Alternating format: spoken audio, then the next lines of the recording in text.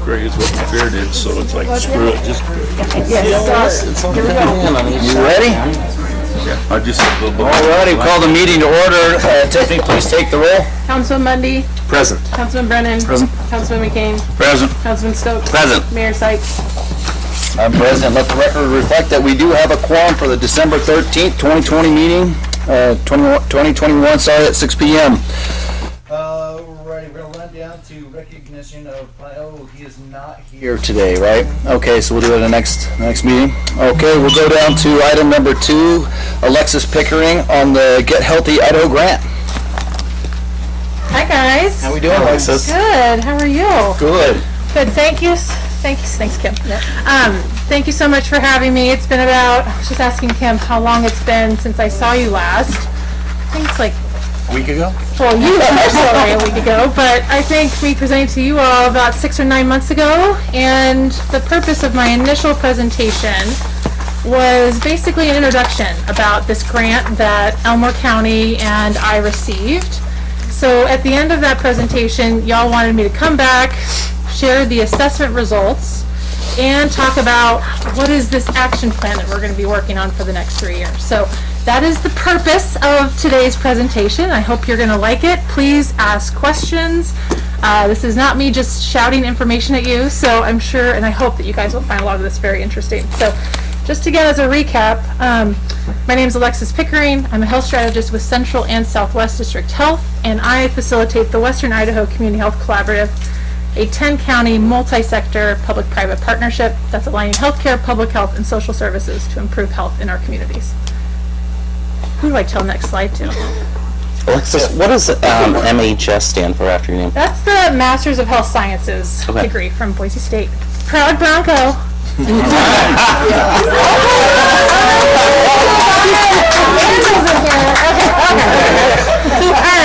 Make somebody happy.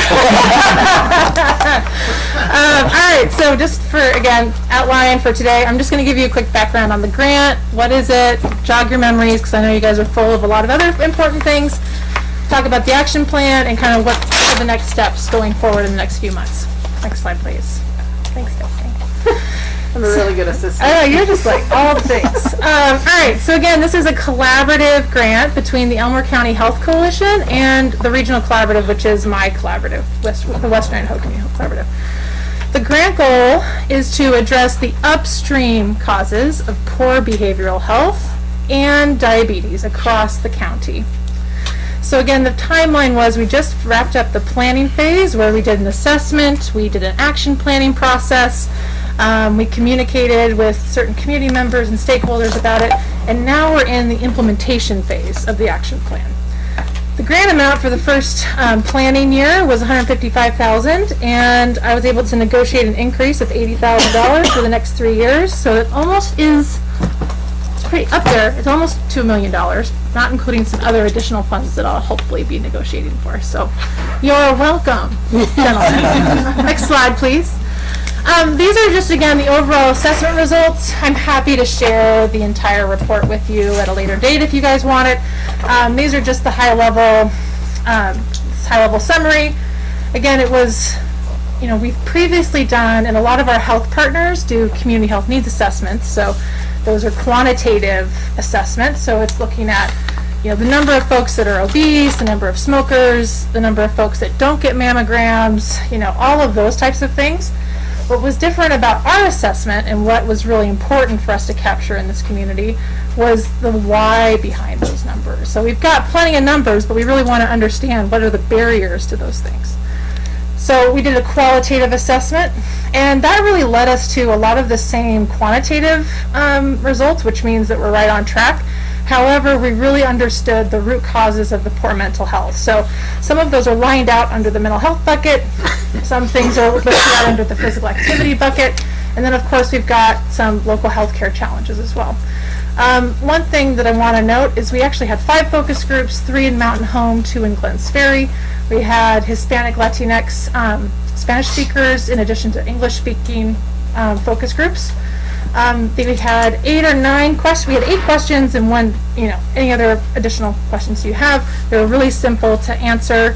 We wanted to make sure that it was an approachable survey And overall, one of the questions we asked was, how would you scale your community in terms of a letter grade, and why? And on average, folks gave the community that they live in a grade C, which isn't too bad. Next slide, please. Your sample size is 179? Yep. Pretty good number. It wasn't as high as we wanted, but it still qualifies within the reputable sample size that we wanted.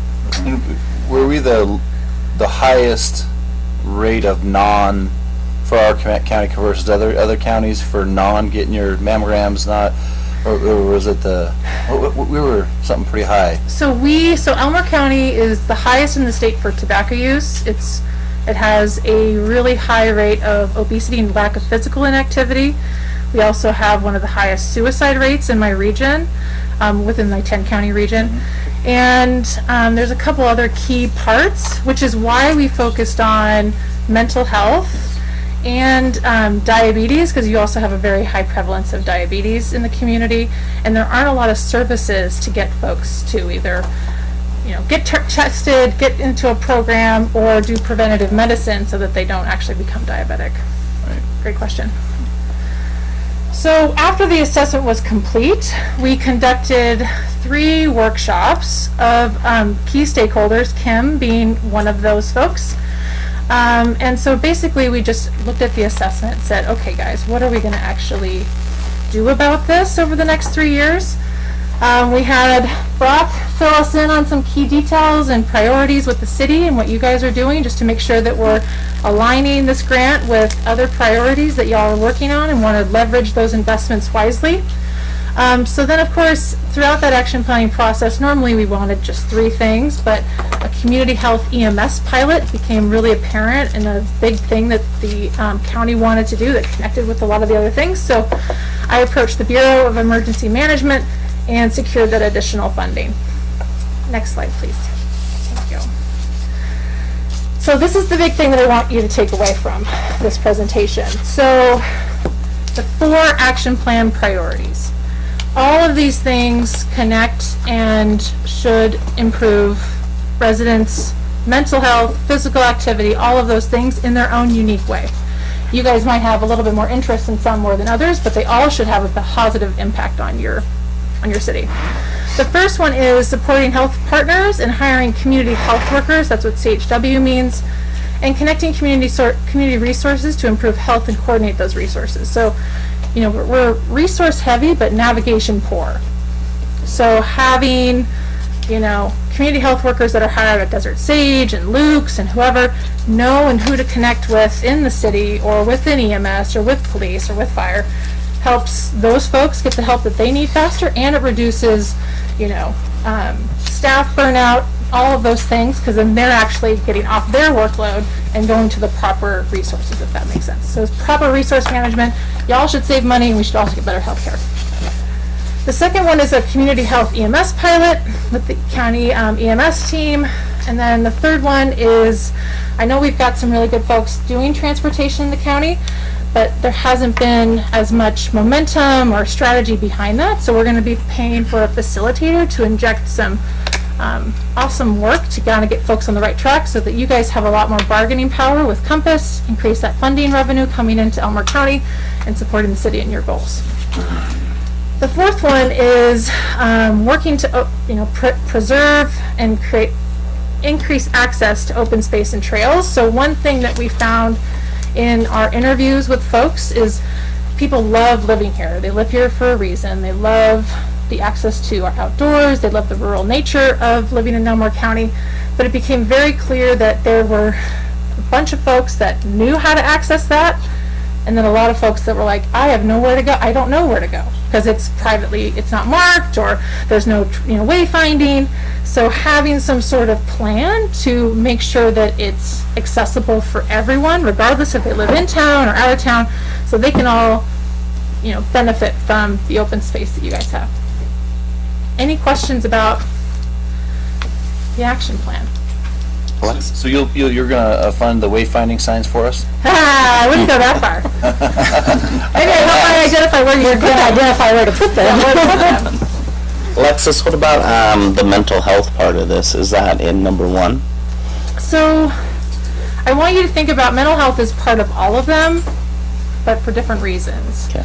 So obviously from a medical side, number 1 and number 2 are going to have the biggest mental health impact, because that's typically trying to prevent crisis from happening, getting folks the care that they need or the resources that they need before a crisis happens. But what we know too is when you increase the availability of active transportation through walking or biking, safe routes to school, having that sense of community through connected transportation options, that has a mental health benefit as well as accessing open space and trails. So although it's might not be a primary focus, like I think everyone saw how much people loved using our trails to get out and breathe during the pandemic, right? So those all have huge mental health benefits, and so that's how each of those things connect to that. The EMS pilot? Yes. What exactly does that mean? Like a training program? No, it's a great question. So CHEMS is what we like to call it for short, is basically how I like to explain EMS, what it was like before we had this complicated healthcare system. So, our EMS folks are trained to, say we've got somebody that falls out of their chair or falls in the bathroom, and they call every week because that happens, right? They've got a trip hazard or something. So a CHEMS program will create an opportunity for those EMS folks to assess why this keeps happening. Is it because they don't have a handrail?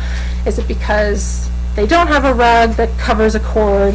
And so it actually pays them to assess what's wrong, work to prevent it, and actually potentially fix it. Oh, fantastic. So then they don't have to continue to waste those resources in going back to Pine, Featherville, who knows where, to just lift this person up and put them back in that chair. So it really goes to that prevention model piece. Thank you. Yeah. So it connects to PD too, and those referrals hopefully too, so hopefully we'll have a lot more connection to your staff in other ways. Other questions? Anything else, Councilman?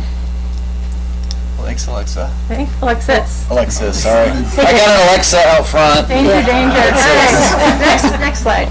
Last one. Clicked it. Oh, thank you. So the reason why this was a partnership is, the Elmer County Health Coalition is a huge lead, and they're the ones that are they have to make this sustainable moving forward. Y'all got to make this sustainable. No grant is going to magically, wave away all the big challenges that we're facing in this community, right? It's going to take partnership, it's going to take alignment, it's going to take cities to say, yes, this is us, we'll benefit from this, we'll work on it together.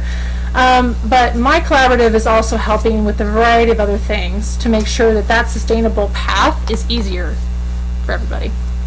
Next slide, please. So next steps, right now we're just presenting. So thank you all for having me. Please reach out if you have additional questions.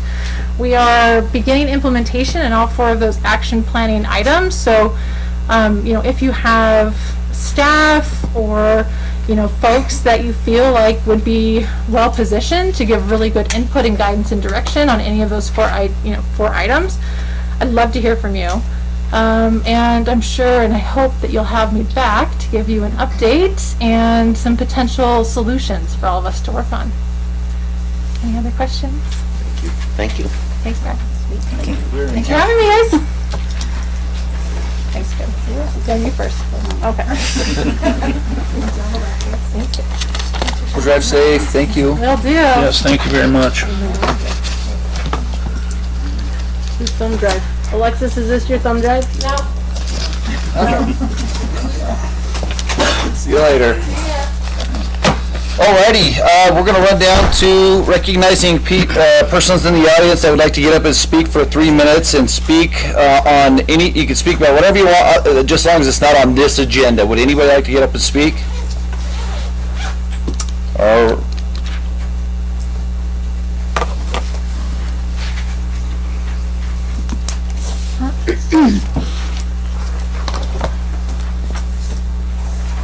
Thank you.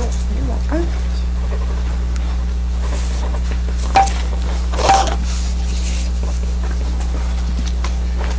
Okay, my name is Misty Pierce. I live in the Donna subdivision. As of July 2019, the city of Boise had a population of 2,280, or 2,000, I'm sorry, I'll start all over. 959,000 people. Almost 230,000. As of the same date, the city of Mountain Home's population was 14,562, a difference of 214,397 people. That's 15 times the amount of people in Boise compared to Mountain Home. I put in a public records request with both cities asking for the department head salaries and for the department, what the city paid for the Keller Associates water studies. I would like to know if you could please explain to me why the city of Mountain Home department heads are being paid almost half of what the city of Boise pays their department heads when we have less citizens. Could you please explain to me why the Mountain Home, city of Mountain Home has paid Keller Associates to do water engineering studies for this area?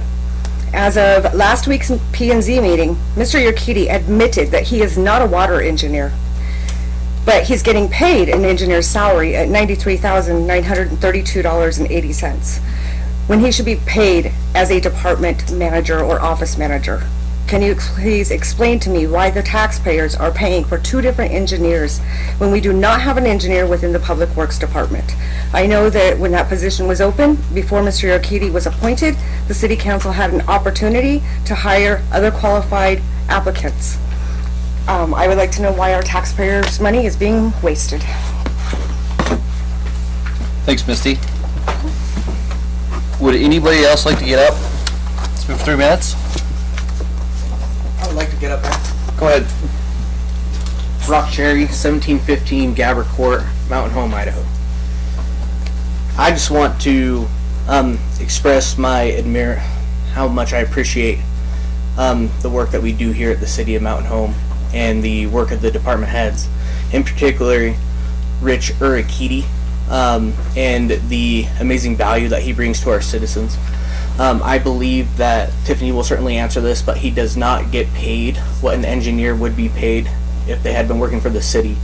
The amount of work that he does, the project management, the implementation of our programs from wastewater to sewer to making sure we all have nice roads to drive on is exponential in what we receive in value. And it bothers me that members of the community don't understand that value or have taken the time to go work with Rich Urquidy for a day. And that's what I would ask them to do. I promise you that myself as an employee and other employees here, we give our all to the city and we try to do our very best. And if that's not seen, I apologize. Thanks, Brock. Would anybody else like to get up? Hearing none, we'll go down to conflict of interest declaration. Has any city council member received information pertaining to or otherwise had any contact with any person regarding any items on this city agenda? If so, please set forth the nature of the contact. I will go first. I had a nice lady reach out to me this weekend, and I didn't know if I could answer questions or not. And it was over a messenger, which I never do that hardly ever. It was an Ashley Reeser. She was asking about the salon, Shotzi Salon, and she said great things about her sister, Runway Estates. They were worried about us closing off, or Idaho Transportation Department closing off accesses to those two businesses. My response, I got stuck doing some Christmas hang-ups, and then it'll be on the next agenda. And that I would, and she was awesome. She was great. She said, because I didn't know if I could say anything or not, so I just said I'd say it here, or we'd talk about it here. So I didn't say anything, Mr. Fitzer, just so if I didn't know the rules or if I could or not, so I didn't. But I will say that she was very professional, very much appreciative, and I appreciate her reaching out. It does mean a lot when citizens reach out. So, Mayor, Councilman McCain? I got 3 emails. I did not read any of them, did not respond to any of them because I knew we had this meeting tonight. Ms. Ware? Councilman Stokes? I got emails from the following individuals: Tyler Parrish, Tracy LeFever, Molly Carruthers, and Michael Lewis about subdivision and I don't believe it will influence my decision tonight. Though, I have a question for legal about that. What about this whole process of being open and transparent and giving our information to the public and having them come to us? What if they ever do make a solid point that does change our mind? Raise it with the public. So, all of you act as an entity, and then all the public are here to hear what you say and what the other members of the public say. So, if somebody mentions whether it's a good idea or a bad idea, that's why you bring it up in the public meeting, just saying, and the response that I would encourage you all to do is to not ever get into a give and take, because that, again, the rest of everybody should be able to hear that.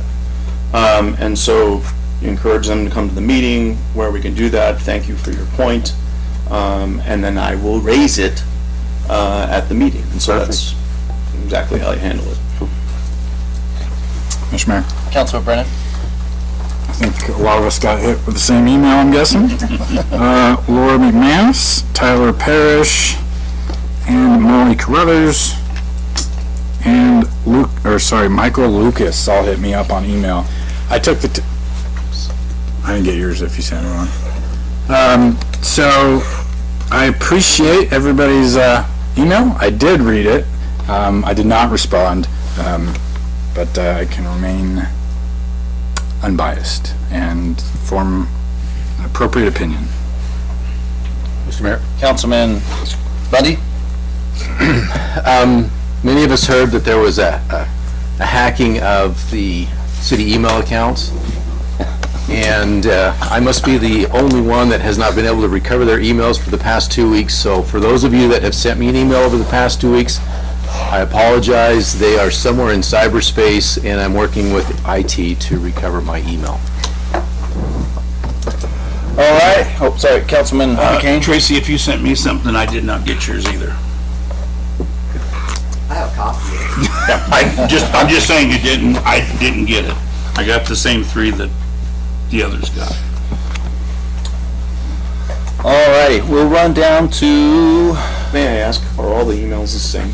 Like where everybody CC'd on the same thing? No, Can you state what the context or content of the emails were?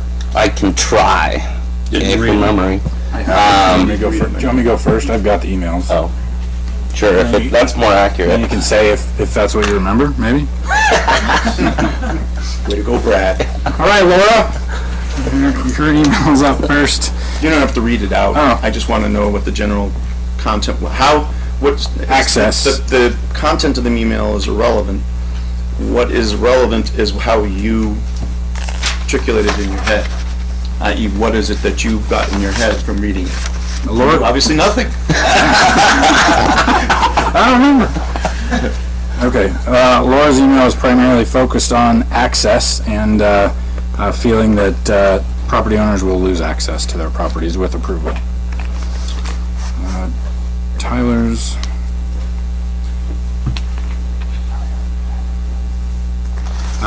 Talks about that the council made a motion earlier to obtain permission, written permission from all the affected property owners with the frontage on Airbase Road.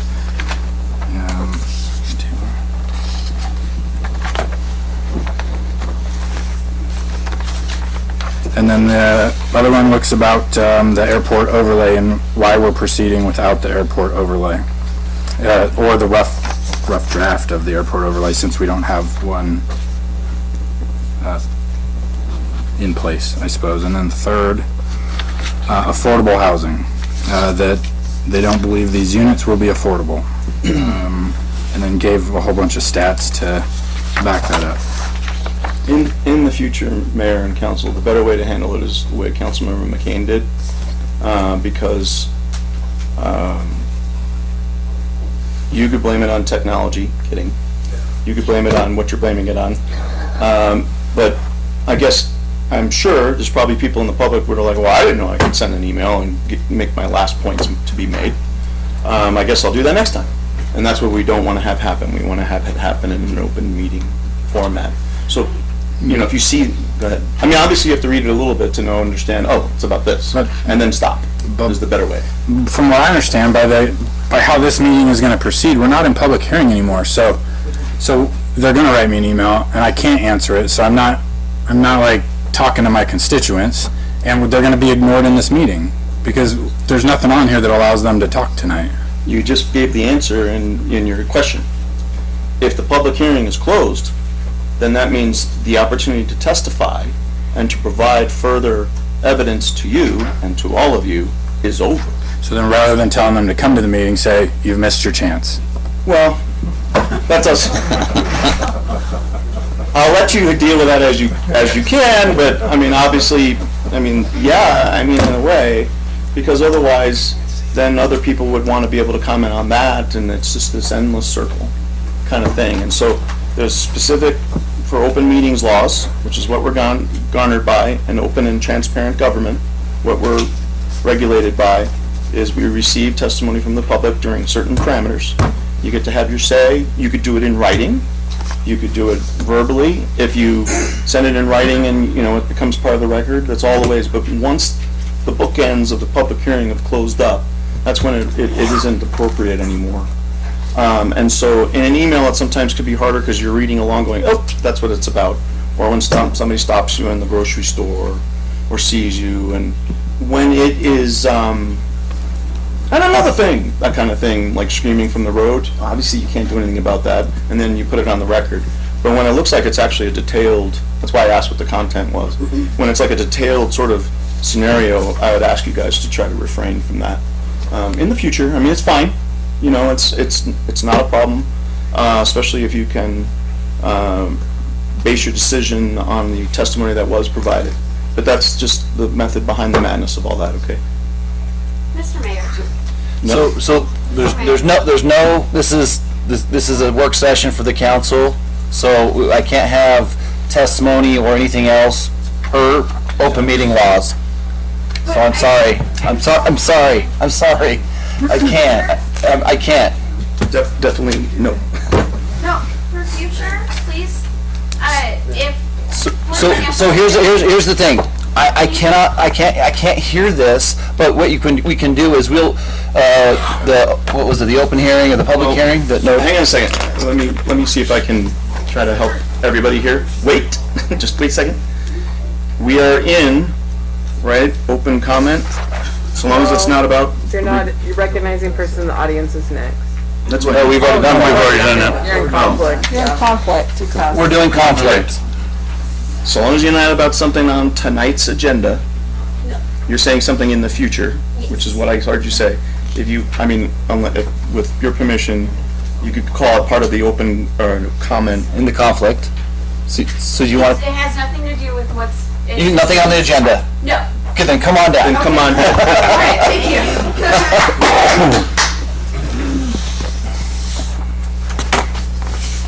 Sorry. No, you're fine. Just future time.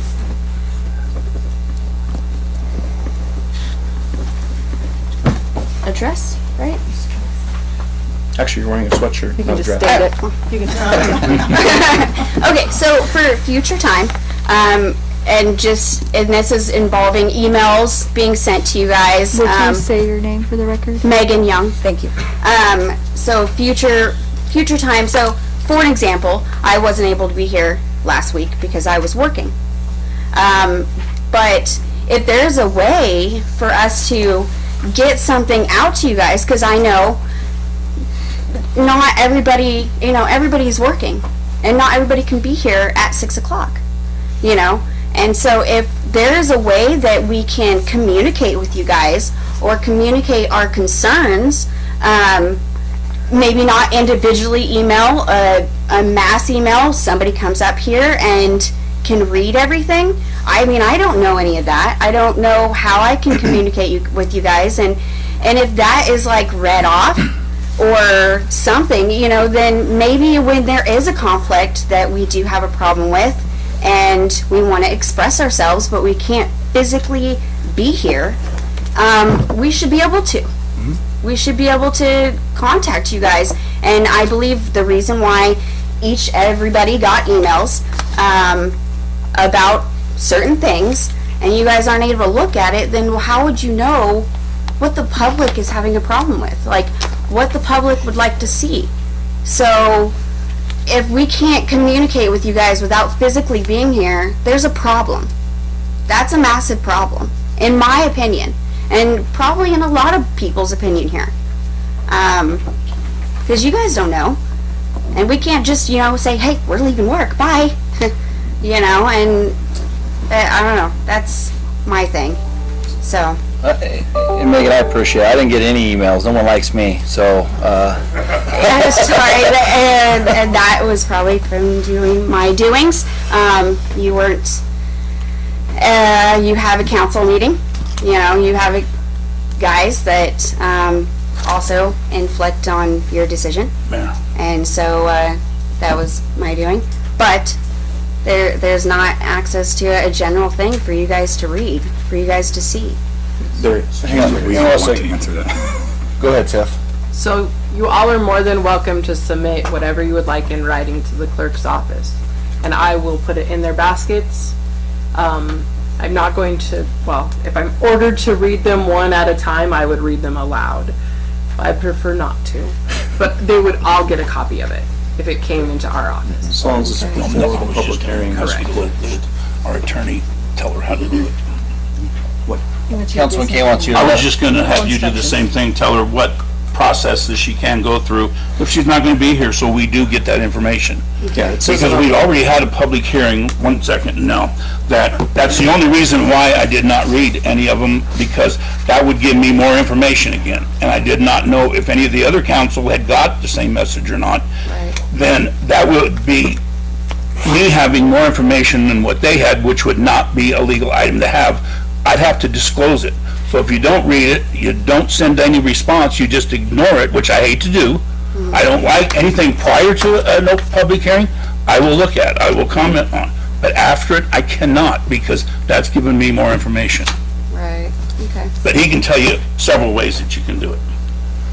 So, Mr. Go Mayor, ahead. it says it on the bottom of every public hearing notice, that the city council and/or the city clerk's office will receive written public comment up to, 3 days before? Something like that. Don't hold me to the day. But X number of days before the public hearing, you could submit all the public comment in writing that you want, if you can't be there at the public hearing. And then that piece of paper will be in all of their packets and will be part of the permanent record of it. So that's the easiest way to do that, and then if you know you're not going to be able to be there for it. Right, okay. But what can happen, obviously, and it's all about due process, is it can happen after the public hearing's already been closed. Because then there hasn't been a chance to rebuttal and further testimony, et cetera, et cetera. But that's the reason behind it. And the reason why it's like 3 days or whatever it is, again, don't hold me to the day, is so that if anybody wanted to do a public records request and get the packet and say, hey, I want to see what everybody else is writing about it, then they have an opportunity to see it for the same reasoning. And it takes time to, obviously, photocopy and do all that stuff with the packet. So there's the method behind that madness. Now, does this go to where the base can see this? What do you mean? Like, for all the information that's going on in the town? Well, it's all available online. It's all available, okay. Okay, just making sure. Thanks, Megan. Yeah, no problem. Councilman, Brennan? Can I ask one question about the public comment? You bet. I'm curious, we talk about that people can get up and talk about anything that's not on the agenda. Is that factual, or is it anything that's not like addressed in a public hearing? I guess the only reason I ask is if somebody wanted to get up and say, I don't want the city to buy a Kubota tractor, like, do they not have the right to talk about that? It's not a public hearing item. It's just something that we get to make a decision on, and I feel like they would have the ability to comment. It's about the items that are set for a public hearing. That's what we're legally constrained. I know sometimes the public doesn't understand that, but that's where we have flat out legal constraints saying we cannot do that. But no, if it's like, I don't know if you should buy a Volvo, I think you should buy, whatever. Yeah, no, they could actually, that actually isn't precluded Okay. from doing that. I was curious about that for a little while. Thank you. But, and then to add a little bit on the other side of that, the mayor said If it's set for public, let's say if we said it's set for public hearing tonight, please don't do it. Or in the near future. Like, if it's set to be heard as a public hearing, even if it's next month, Oh. you cannot come here and talk about it today. Okay. So it's not just tonight's stuff. It's something that's set for a public hearing, that's off limits. Please come to the public hearing on such and such a day, and/or send an email with Megan, or a letter, or whatever. Councilman McCain. So when you say future, would you say anything that has gotten to planning and zoning, or anything that planning and zoning hasn't even put on their books yet, but they have it? Just so we don't. That's an exercise in judgment, probably more for Brock, but if there's an application that's been filed, it's off limits. If there's an application that's imminently to be filed, then there's a judgment there, I don't know. But if it's definitely been filed, then it's definitely. Yeah, then it's off limits. If the application's been filed and it's in the queue, shall we say, to come for a hearing, off limits. Okay. Anybody else like to get up to speak for 3 minutes? That's not on the agenda? Go ahead, It's Tracy. just gonna be a normal question, I guess. Tracy LaFever, 355 Southwest Flyby Avenue. So I have a question that just a little clarification for me, so this is gonna be to you, legal. When you are at a public hearing, you get one turn to talk in the very beginning. So then you get to hear all this other testimony, you don't get to speak again. And then the public hearing's closed, and a decision's not made, and it's carried over. But if you know for a fact, and you can prove that there was blatant lies said, how do you get that information to anyone? You can't. You have the right to provide, Go ahead. Counsel, do I have the right Yeah, to go ahead. answer? The purpose behind a public hearing is to have an opportunity, the notice and an opportunity for you to be heard by them about whatever the proposed project is. Technically, it is not for you to hear, it is to hear what everybody else is saying, i.e. hear, but not to be able to get up and then testify again about what somebody else might have said. Otherwise, it never ends. So you have an opportunity to testify, and then once the public hearing is closed, back to what I was saying before, when the public hearing is closed, no further testimony can be admitted, either in writing, by email, or verbally. And as far as what somebody says is a lie, I'm a lawyer and a prosecutor. I get lied to at least 14,000 times a day. That's just... Maybe I should have worded this a little better. If it's something that is like really a deal breaker on a decision, you don't have the right to send something to say, hey, this is this is that. If it's something that was said that was perceived as a deal breaker, To you? no, to the council, to the whole audience, everyone. Well, we're speaking in mysterious Well, because you tones here, can't. but No, I know. because I'm asking you a question. You told me I can't. So I'm. Right. The answer is. is, It's a what circle. I said, is a member of the public has the right to testify and notice an opportunity to be heard and to testify. Once you've testified, it is not your role to then get up and testify again about what other people may or may not have said that might be untrue. Hopefully, we hope that through the process, lies will become apparent and/or deal breakers, as you call them, and that the possibles will be made. After that, there's always more opportunities, right? After that, if a decision was made based upon faulty information, that's stuff that, why there's courts. Appeal. Yeah, that's why stuff gets appealed. If it happens to P&Z, then the appeal happens up here, and then you do get another bite at that apple. After that, it goes to the courts. And if there was fraud committed or something like that, then there's always additional recourse, and like what happened with the judge, then there's the Supreme Court, and merrily on, but that's just the way, it's Robert's Rules of Order. That's just how the game is, how it's organized. Okay. The only other thing, this is on your agenda, but you said it's not a public hearing. Before you approve your minutes from the last meeting, maybe Daniel Sherlock's name should be removed from it because he hasn't been in the meeting since September. That would be Olga.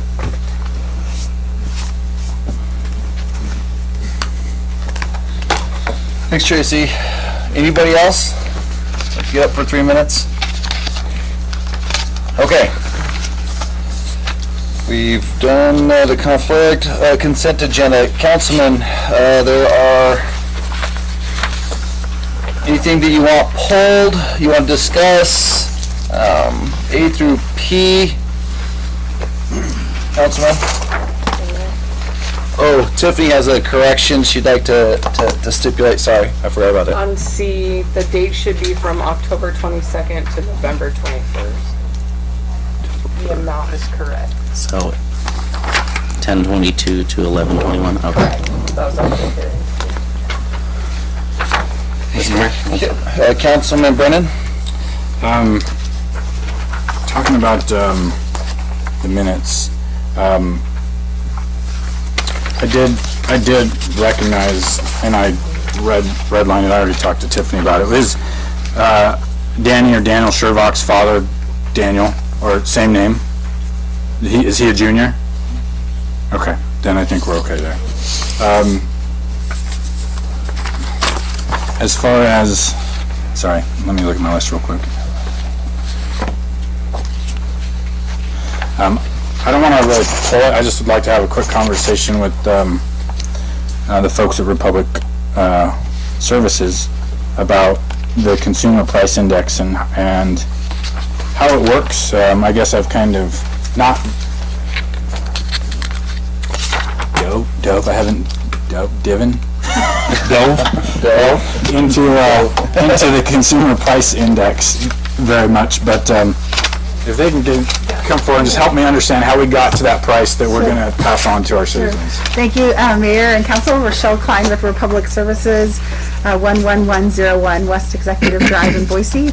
And thank you. After hearing other speakers, I guess trash seems pretty simple, and but it still has its wrinkles. So by contract, when we enter an agreement, there's an escalator that's built into the contract, and that's just to make it easy, and it's just the index that's chosen just reflects the cost of that industry. And historically, we've used the all items index, and this just recently, when we extended the contract, we switched to one called garbage trash. And I think that the request before you was modified just because both the all items, so there are lots and lots of indices to back up that are out there, and you try to pick the one that's most reflective of your industry. And so all items takes everything from textiles and pork bellies and trash and water and sewer, everything into consideration. And right now that one is really high. So historically it's been 1 to 3%. Right now that one's up at 6.8%. And so in Mountain Home, we use the index, the rolling 12-month period that ends each October. So it publishes November 15th of each year, because it publishes the 15th day or between the 10th and 15th day after the 12-month rolling cycle ends. So anyway, the all items for the last 12 months is 6.8%. It's very, very high, and that's just based on the inflation that we're seeing all around the country. So that includes like fuel and utilities and salaries and things like that. The garbage trash index is a little bit lower, but it's still over 5%. So that was another one that's the one that we're contractually we had agreed to. What we did for this next coming year, just because we've just seen inflation take off, is we pulled the water sewer trash index, which is one that does still have our components in it, but it's a little bit lower, and it's 2.98%. So we brought that before you as a modification, just because it's more in line. I think people are getting hit with increases, whether it's at the fast food restaurants or whether it's going to the grocery store. We're seeing increases in labor, everything across the board. So this is one that's a little bit lower, but it's still in that rolling 12-month cycle, and so it's just under 3%. And that actually the impact to residents would be just under, it's about 48 cents. What we get reimbursed by the city for providing services and what the city has to charge customers are different. And that's because there's an administrative layer for your team to have staff answer calls when customers call in, and to handle the billing and the postage and the software and all the deliverables that you guys give customers. And so that piece is between what we get reimbursed and what the city needs to charge. And I know that the billing services group that the city uses to mail bills, they went up 2 cents per invoice as well to cover their costs. So all in, it's still, it's just, I don't know if the final cost is $18.30, Tiffany? So it's $18.30 per month for trash service with the price increase. The other difference that we have this year, as opposed to years past, is historically there's been a host agreement with IWS, or the landfill here, that residential waste will always go into the landfill for free. Commercial waste, about 4 years ago, we hit a threshold of tons per day and going into the landfill. So the commercial trigger was pulled, and at the time the owner of the landfill, Jack Yarbrough, went to the Elmore County Commissioners and said, you've crossed over this, and now we need to start assessing $20 a ton for commercial customers. So the Elmore County Commissioners then at Bennett Road Transfer Station paid that bill, the $20 a ton, and then assessed data for 2 years to figure out what their operating costs were at Bennett Road, and they came out to roughly $20 a ton to operate a transfer station, which is a very good fair price.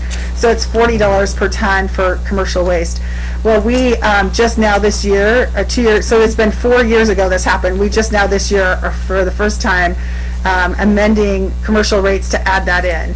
So that doesn't, that's a cost that we've been covering, and then Elmore County Commissioners covered for a while. So it's something that we need to assess for the first time. So this doesn't apply to the industrial rates, those big construction boxes. Those guys have always paid their own disposal, and residential waste is always free, so that doesn't affect those guys. It affects just the people in the middle, so the commercial customers. And so for the first time, they'll have disposal in their solid waste rates. So I guess just a quick recap. You said by contract, the city is obligated for the consumer price index for trash and garbage. Yes. And this year, I guess out of the generosity of your hearts, you let us go to the water, sewer, trash consumer price index. Right. Thank you, Councilman Bryan. Yeah, it's a shocking number, and I think people are getting hit across the board. And one of the things our company, we don't know how long inflation will last. It might tank and be back down to 1% next year. We just don't know. If I had a crystal ball, I'd probably think not. It's not going to drop that fast. I mean, even construction costs, if you're building houses, things like that, they're up. So, I mean, you guys have been really good partners, and that's a really high number. The 5 point, or the 6 point is really high. That's the old one, and the new one is north of 5%. So, this is just one in the spirit of partnership. It still has trash component in it, but we definitely need you guys to think that's an okay index to use for this year. I appreciate that. Also, I guess just to clarify on the record, you made a real quick comment that it's free for residential trash. Yes. What we're billing our citizens is not for the trash to hit the landfill, it's for you to take it to the landfill. Right. And the rental of the garbage cans. Thank you, Councilman Mayor and Councilman Bryan. Yes, so the components of a normal trash rate include the service, which is the most expensive part, and that's getting a truck and driver to your house, once a week to get trash and every other week to get recycling. And then there's generally disposal or processing. So recyclables go to Western Recycling where they're processed. And then there's also the cart rent. So every household has at least 2 carts of trash and recycling. And then there's sales tax on the rent of those carts. So those are the 4 components. But in Mountain Home, the residents don't pay the disposal piece. So at the landfill, the gate rate at the landfill is free, and that's because Elmore County agreed to host the landfill here. So by saying, okay, we're going to let you build a landfill here, the deal was you're not going to charge our residents any disposal. So that's a good deal. Great. I think that's all that I had on. The last thing, you did mention the billing. We talked to Tiffany about this earlier, and the city is, I guess, I better pick my words carefully. We talked about the billing service fee. It did go up on this last contract, not significantly, but at the rate everything else seems to be climbing, it has a potential to climb a lot more starting September 1st or October 1st. Yeah, so it's a September 30 agreement. We had already signed it. It increased 2 cents per mailing. So over the course of a year, it's about $300. Per person, or no, for the whole city? Yeah. And so, I guess like we don't, 1,400. I guess, I'm not speaking for them, I guess we talked, now's not the right time to tack on 2 more cents to this bill just to recoup that, but if the next year's contract is significantly higher, then we might get their increase plus the billing increase, Correct. potentially.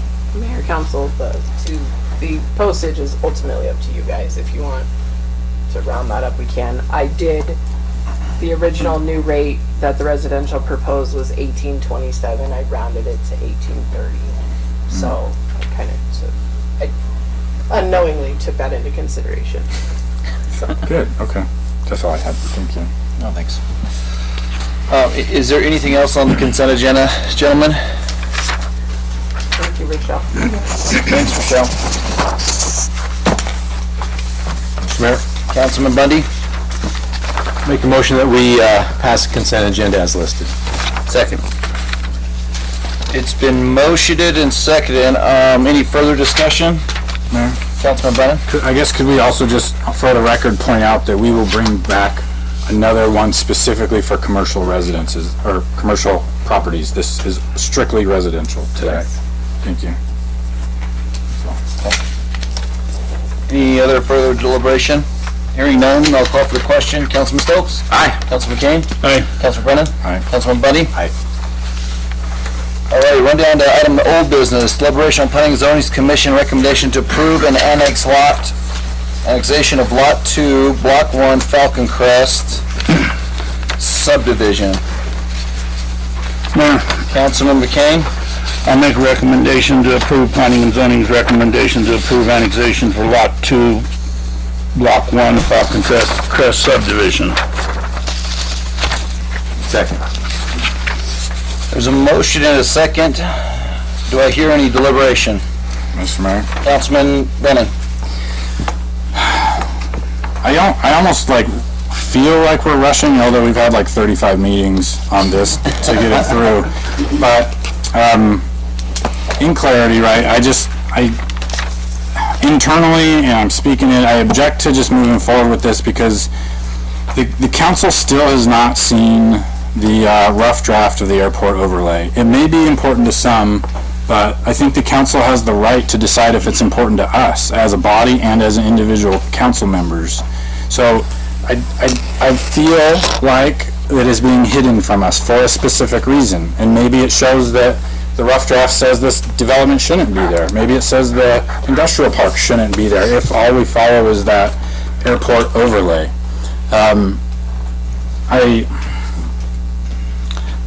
I'm just not willing to proceed forward with, I don't have a choice at this point. It's been motioned and seconded, but I can't understand why the council is not being presented with information that helps us make a decision. I feel like this will be a tie vote again. I don't know how it's going to go, and the mayor's going to break the tie. But the mayor has information that the council doesn't. He has gotten to see the airport overlay. The council has not. How do we get to make an informed, smart decision when information is being withheld from us? I can't say it enough. But I'm going to leave it at that, and I hope we think about presenting transparent information to the citizens and being transparent with the council, because we're not right now. Any further discussion? Mr. Mayor, Councilman Stokes? I think it's tough. This is the hardest subdivision we've had faced, right? Previous ones have been infills, really easy, they're contiguous to us. You got water, you got streets right there. First and foremost, as a councilman, I think my goal is to protect the city's assets, which would be the airport. And I think that's why the airport overlay is so important, as well as our own ordinances on annexation. So there's some issues with this, as was in our packet, so I read them all. I highlighted them, but That'll be a reflection of my vote. Mr. Mayor? Councilman Brennan? Mr. Mayor, do we all have a chance to speak, or are we gonna? Councilman Buddy, sorry. I had to chuckle, been on the council for 4 or 5 years. I'm not sure what your definition of easy subdivisions and developments are. We've had a lot of discussions and I think this is good. I think it's great when the members of the community reach out and contact us, when we have active participation in planning and zoning, when we have department heads who are actively working with the developers, and when we have developers that are willing to work with the council on these issues. I have on occasion mentioned that sometimes government can be deliberate, and I think that's key. In this time, I think we can all be convinced that we were very deliberate, and when there was something that wasn't quite right, we fixed it, and it caused a lot of delays. We've answered a lot of questions. We know that there's water resources available for this. We know that there's new developments going in the county. We know that other places in the county, other civic entities are also building, and so we have taken that, and we do have water experts that are looking at our water. And the big thing here is that along the way in our process, we have been very deliberate in following our rules. And if there was any question on if we followed a rule correctly, we fixed it, and it caused delays. I understand, I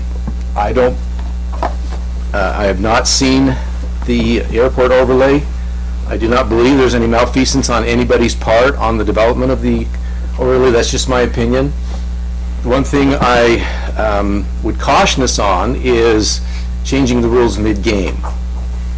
And we have started subdivisions, and the idea of a airport overlay is something that definitely needs to be addressed and debated and handled by this council. And I'm sure that the council in the future will determine that and do the right thing. But this particular development has, we gave it a set of standards, and they met them. 2 of our councilmen, not myself, 2 of the other councilmen met with the developer and asked for additional items to be completed, and the developer did those in all good faith. And so I think we're really, in this development, we have a developer that met all the rules that we have on the books. We were extremely deliberate in making sure that our rules were followed, and if there was a question on whether or not a rule was followed, we stopped, fixed it, and went forward. And the one thing about government is consistency. We have a lot of subdivisions that we look at that our main concern here on the council is, did they follow the procedure? Do we have the resources to support this, and should we move on? There's still some things in this process that need to be done, but it's not a zero-sum game. There's not winners and losers. We have to project 20 years out, and the need for housing is here. The idea of affordable housing comes up, and the way the real estate market works sometimes is we build a house or a unit that may not be affordable, but somebody's going to upgrade into that unit and vacate a house that creates an affordable house. So, we can't assume that every one of these units is going to be filled by somebody from outside of Mountain Home. A lot of these are going to be upgrades for people, and they're going to create other units. So the concerns of the council, I think, are valid. The concerns of the community are valid. They help us to make a better product. They allow us to do things. But when I sit back and look at this, and hopefully in an unbiased fashion, we have a subdivision that has met all of our processes. They've done more at our request in good faith. And so I see a subdivision that has gone through the process, and we're to the point now where we're going to decide based on that whether or not it's met the process, and we have the resources to back it. Any other councilman? Councilman McCain? I believe that Councilman Bundy went right ahead through all 5 of them and answered everything right off the bat just for the annexation there to where, so I think we can go for a vote. Councilman Brennan?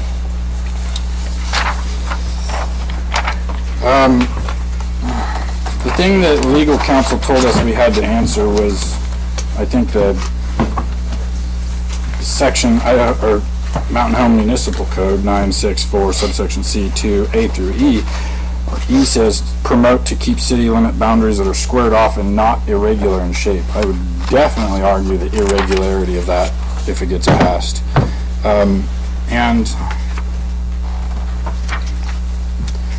The findings of fact, Brock, would you correct me if I'm wrong? It's hard for me to read through this all at once, but does it say any follow-up from that workshop about the developer agreed to have excess sound mitigation in their properties? Yes, it does. I don't know where it's at in here. So,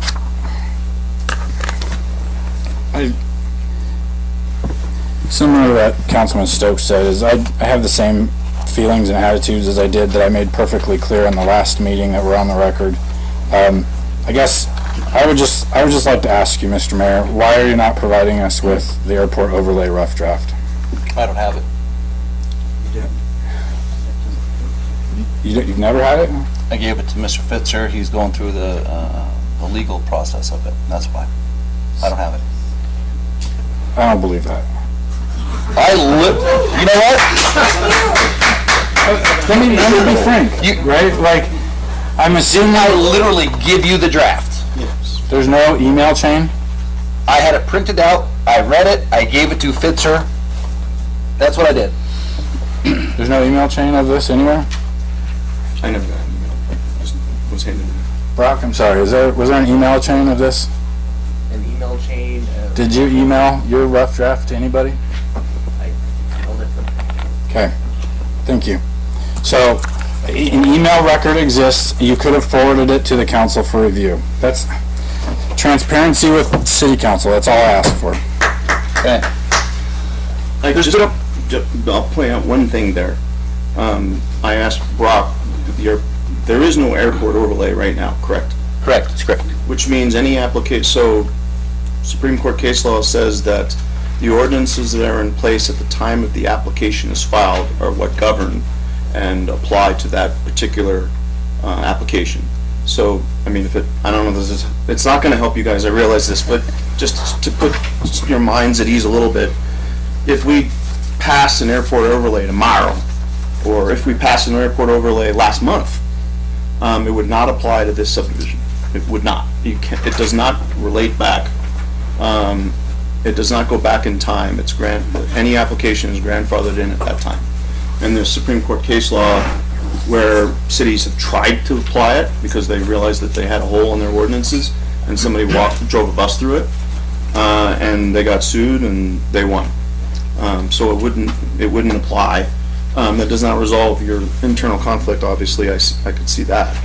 But at least to appease yourself on the airport overlay, it wouldn't apply. As far as the grand scheme, to see how the city's gonna unfold and the kind of the comprehensive planning side of it, I get that. But as to it being an overlay zoning ordinance, it would not apply. Would you argue that it's not information that the council can educate themselves with to see what our future growth and development might look like?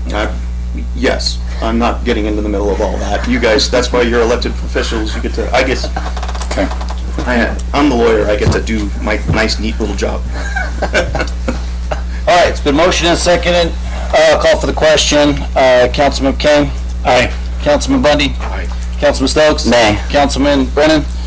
Big ol' fat nay. Councilman, and, I guess we're all through the councilman. Mayor says aye. Run down to item number 2, deliberation decision on Planning and Zoning Commission recommendation to approve zoning C4 Lot 2, Block 1 of Falcon Crest subdivision. Mayor? Councilman McCain. I'll make a recommendation to approve Planning and Zoning's recommendation to approve zoning C4 of Lot 2, Block 1, Falcon Crest subdivision. Second. It's been motioned and seconded Is there any discussion? Mayor, I believe Mayor, Councilman McCain? I believe a C4 is a perfect recommendation for the zoning, with this parcel being right at the street level. Alrighty, recommendation. Okay. Any further discussion? Mayor, Councilman Brennan? it's, that area still is not, squared off and is irregular in shape. Any further discussion? Hearing none, I'll call for the question. Councilman Bundy? Aye. Councilman McCain? Aye. Councilman Stokes? Nay. Councilman Brennan? Nay. I vote aye. Action number 3, action on delivered decision on Planning and Zoning Commission recommendation to approve the annexation of Runway Estate subdivision. Mayor, Councilman McCain? I make a recommendation to approve Planning and Zoning's recommendation to approve the annexation of Runway Estates subdivision. Second. It's been motioned and second. Any further discussion? Mr. Mayor, Councilman Stokes? I got a question for legal. But all the codes within 9-6-4, which is annexation, do still apply. Is that correct? Okay. Just a clarification. Yeah, it's just, it provides you guidance. Yep. So, just to give it, the decision on whether to annex versus the decision on what the zone will be afterwards, not to say the least about, whatever the development is sometime down the road after that. Annexation is a legislative decision on your part. So it is a heck of a lot more of an open book for you guys as to decide. There's no right to be annexed. Yeah. And then the restrictions on what you can do and not do. The zoning. And the applicant for that matter get narrower and narrower as you go on. But it's an open book on annexations for you Okay. guys, on what you want to do. Any further, Those parameters are there to help you. any further discussion? Which item are we on? 3. The annexation. 3. Did we do 2 votes for Falcon Crest already, or just 1? Yep. Yep, we did too. 2, okay. Hearing none, I'll call for the question. Councilman Stokes? Nay. Councilman Brennan? Nay. Councilman McCain? Aye. Councilman Bundy? Aye. Mayor votes aye. Run down to item number 4, deliberation decision on Planning and Zoning Commission recommendation to approve the zoning R4 PUD of Runway Estate subdivision. Mayor, Councilman McCain? I will recommend to approve Planning and Zoning's recommendation to approve zoning R4 PUD for Runway Estate subdivision. Second. It's been motioned and seconded. Any further deliberation? Mayor, I don't see why, excuse me, Mayor. Councilman McCain? R4 subdivision behind a C4, I don't see where there's any type of problem with that. And for the rest of it, I believe that Councilman Bundy answered all those questions when we were on the very first one. And Brock, this is one that we talked about that's not taking anyone access away other than one person. That was Mr. Martinez, I believe, right? So per what ITD provided, the only access that will be lost on Airbase Road will be Mr. Martinez's. And so he holds the key to the castle per se, so he can... He has bargaining power. Okay. Okay. Oh, sorry, Mr. McCain. Yes, Councilman Mr. Martinez can shut this entire project down. McCain. So, okay. It's been motion second. I'll call for the question. Councilman Brennan? Nay. Councilman Stokes? Nay. Councilman McCain? Aye. Councilman Bundy? Aye. Mayor votes aye. Action number 5, deliberation decision on Planning and Zoning Commission recommendation to approve the preliminary plat of Runway Estate subdivision. Mayor, Councilman McCain? I'll make a recommendation to approve Planning and Zoning's recommendation to approve planning and preliminary plat for Runway Estate subdivision. Second. It's been motioned and second. Any further discussion?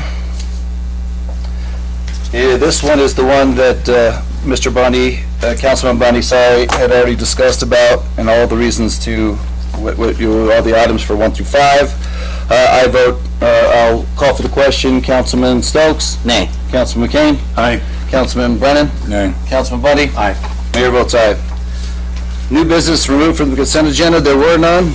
Discussion, decision, and status of the Mill and Water District connection to city services. I'll let Tiffany discuss that with the council. Mayor and council, just to bring up to speed, Mel and Water, their well has been down since about September. They've been connected over to city services. Since then, they've been billed, they've paid their, the problem we have is the contract does state that they'll be granted extensions, but that we will turn their water off within 30 days, pending on part repairs. So I guess we're just trying to figure out whether you want the water department to go out and crank them off for 5 minutes per the agreement, and then when they call us, we turn it back on, or follow the rules, or let them go until their part comes in. Their part was supposed to be here December 10th. Unfortunately, they don't have it. They reached out to Mr. Yorkiti. They're projecting sometime mid-January to have the part and hopefully have it fixed. But I just want to make sure you all know what's going on. Councilman Kane. Rich, is this part just sourced in Germany or someplace that they can't get it, or is it, or do you know? Mayor and Council, I mean, I had reached out to their water person, and it was supposed to be here, just like Tiffany said, I think December 1st, and they were gonna get it put in that next week. It didn't, they just haven't been able to get it. It's an electrical part, so their motor, their pump and everything's fine. It's the board that's running everything, so that's what they're having trouble finding. So it's kind of one of those things they want to try to keep the same one, and they're just having a hard time finding it, but they do think that they've been able to find one, so. Mr. Mayor? Councilman Bundy, and I'll get you. Yeah. So with Mellon, this is not an issue of them being negligent, it's an issue of them proactively trying to fix it. They're just short on a part. Okay, thank you. Correct, and and that's it's one of those things, I mean, it's just a valve. I mean, we go, it's on the press, we just lift it up, we turn it off, but do we want to turn it off and just wait for them? We know as soon as we turn it off, we're gonna get phone calls. It's one of those things that, how do we want to work that? So What are our options? Oh, I'm sorry, Mr. Mayor. What are our options? turn them off and then wait for them to call and turn it back on, or I feel they've been communicating with us, so, I mean, I think they're trying to get a part, and it's kind of hard spot. Okay. Councilman Stokes? Mr. Mayor, I was wondering how many users are on this. Is it a lot of users? Is it just one user? No, there's several hundred. Okay. If we don't want to do that, I would not feel comfortable doing that in mid-December, personally. Well, I don't know that the numbers really, I mean, 5 or 100, it's the same, it's the same. Councilman, it could be, what is it, Tiff, 100? We have it as listed as 100 and 14, but we don't know if there's 200 homes over there. Our thing is we are trying to be very good stewards for county residents. They are not city residents, they are county residents, and so that's why I want to bring it forward to you, see what you guys wanted to do, that's why we're here. Do you want us to recount, or do that agreement's coming up in 2023? Early 2023. Councilman Kane? That definitely needs to be recounted for sure, because when I was back there, I'm sure that there was more than that. And I think if Rich and Tiff just keeps in contact with them and say, hey, let us know what's going on, keep us in contact. If you don't, then we're gonna come shut you off. As long as they're making an effort to get a hold of us and let us know what's going on, I don't see the way you can shut anybody's water off right now for that. Mr. Mayor? Councilman Bundy? I agree, and Brad, I see where you're going with the numbers now. I see that, so, yeah, if we're working with them in good faith, I would continue to work with them in good faith, but we do need an accurate number, an accurate count Homes in there? of users, right? Right now, we base off 114, and that's what we base the But we rate think off there's more of. users now. But there might be, we don't know. With Mayor and Council, we would do this, when that comes up, Okay. that's something certainly. Hank can go through there and keep an eye out for new houses like I used to have to do. So, Mr. Mayor, do we need a decision, or do we just need to kind of... I just wanted to just get you guys up to speed Okay, on thank it, you. saying we're good to go-ish, kind of, you're good with it, we just leave them on? Mr. Mayor? Councilman Yeah, Stokes? before we move forward, I'd like to have at least like a end date, like January 31st, if you don't hear anything, like, bring them back to the council, that's all. So they were given until the 10th to Okay. communicate to me. Cool. And they did that because Mr. Urquidy was nice enough to reach out several times. When was their So- part supposed to be here? It's supposed to be the 1st of No. December. But then they said it was gonna be later. We extended it to the 10th to Oh, give but they them didn't time have to it get there. up and running. Oh, They okay. didn't get their part in, so now they're anticipating in January. So they don't have a date yet. I think we said We're going to January 30th. I think that's the last. 28th. Was it 28th. the 28th, I think?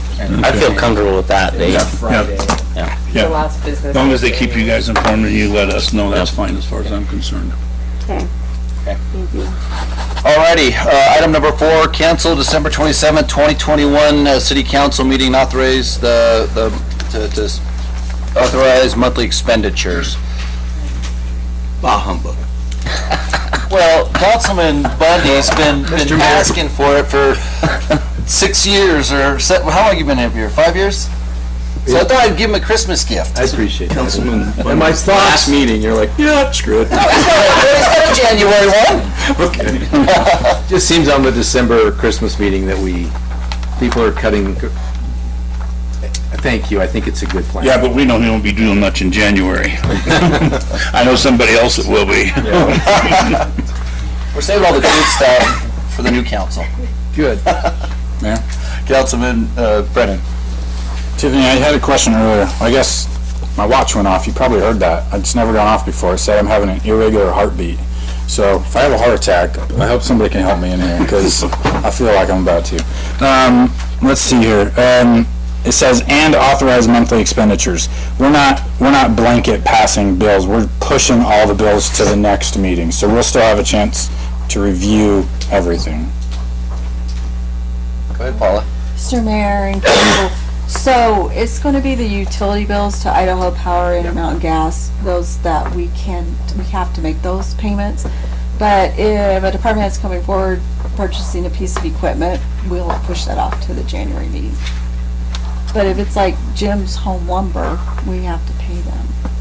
They'll be sad. Which you will see those on your next expenditure reports. You'll see them. You'll You'll see them, You'll yes. see every purchase. But we don't want the vendors to not get paid. If hypothetical, right? Like I've called bills into question before. If I find a bill in January 10th meeting that I don't like, we've already paid the bill. Hypothetically, the bills, we're gonna cut these checks are waiting, and we've already walked out of the store. Like Cars Home Lumber, we've already walked out of the store with the pen in hand, the product. But if it's a purchase of a piece of It equipment, will wait. we'll say a truck or whatever, that will not be paid. It will go back to, it'll be on the to be approved list. Does that make sense? No. But if it's Idaho Power, we're gonna pay Idaho Power, because we gotta keep our traffic lights working. They call us, they're upset. Routine business and our day-to-day operations is going to be paid. So, Mr. Mayor, No difference into. if somebody has an office supply budget and they buy office supplies, you'll pay that bill. Yes. If it's something out of the ordinary from something that we've already pre-authorized in the budget process, then it comes back to you. Only non-budgeted items. Yes, so I mean, if they're, like if, Trust me, it won't be any funny. right, if something is already approved and in the budget and the expenditure happens, then they'll pay it, but if it's outside the pre-budgeted items. Okay. And you'll have time to question it in the January meeting, because it'll all be there. What's the recourse for city council? Just a teaching moment. If the council decided as a majority, that bill's a frivolous bill and we're not paying it, what happens? It's already been We paid. better have a good reason. Well, you have to pay your bills, right? Regardless. No, everybody's entitled to break the law. Keeps me in business.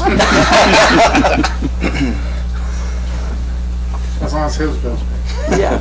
Wait a minute, I should have clarified that. So to strike out Fitzer's bill is what you want. Yeah, his payment for all his grief he's giving me. So, careful, you're gonna start beeping again. Probably true. So in reality, am I wasting my time every time I look at this to say, to say, like, we've already gotten all the services and merchandise, so we're paying it no matter what you think, me, right? So Councilman Brennan, to assume that I walked over to Cars Home Lumber and walked out of there, and I'm just throwing the business out. If I walked over there and walked out and didn't pay, I think that's, you're walking to Walmart, getting your cart of groceries and walking out, and you'll pay them again another day. Because these expenses are already after the fact. But we have an account there, right, that they expect to be paid every 2 weeks or roughly? Yeah, which that's your bill right there. So that's gonna still happen. Right. The same process is still happening. You're just adding an additional week too. Yeah. It's going to come to you January 10th. And there'll be a lot more of them. A lot more. Okay. Is it making sense? Nothing big. It just makes me feel like I don't need to review those because we have to pay them, period. Well, Mayor, Councilman Stokes. we definitely have to pay them, but they're just like anything else. If Hank goes out and buys, a $300 hammer, and I see $300 for a hammer in there, I look at it, it's like, Hank, what the hell are you doing? What is this? Well, excuse me, I didn't say that. To where it still is a recourse to where, we're gonna have to pay the bill because he bought it. But we can still get a reason as to why it was done. And, okay, we need to talk about this. Don't let it happen again. Basically, that's what it comes down to. Hey, give me the damn $300 hammer, I want it. If you buy a $300 hammer, you still have time to throw a wrench into it. But yeah, I look at the In all expenditures honesty, every it's time. accountability. Okay. And that's what your job is to do. Okay.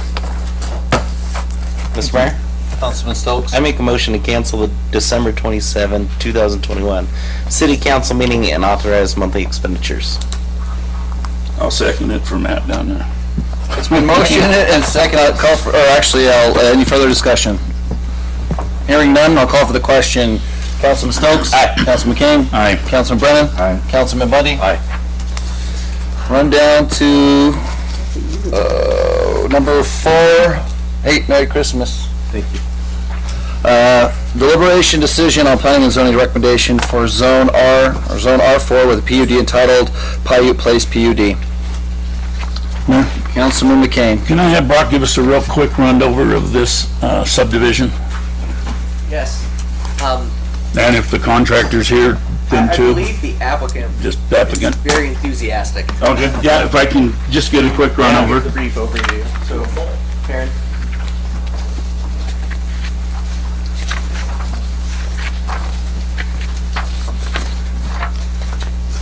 Oh my gosh, Karen, you're not gonna talk about all the little yellow tabbies, are you? Thought you had a microphone. I thought you had a microphone in your hand. Yeah, that's the case, I just change that. Go ahead, Taryn. So as I understand, this is a very brief outline, and I promise to keep it brief, not that. So, thank you very much, City Council, Mr. Mayor. I would like to, before Mr. Elgin and I dive into this particular application, would like to express my very sincerest and deepest regards to members of the city, to Mr. Urquidi, to Mr. Cherry, for the hard work that they've done. This is not the first time that you have seen me. I hope and pray that it's not the last time you see me. And I really do understand all the hard work that goes into these applications, the hard work from the city, and again, Mr. Urquidi, who is feverishly trying to get that up, so I appreciate that. So, and if I may... And may I echo that? I'm Van Elge with JUB Engineers. So, Yes. Just take just one moment. Make sure that we have a pointer. unplug that.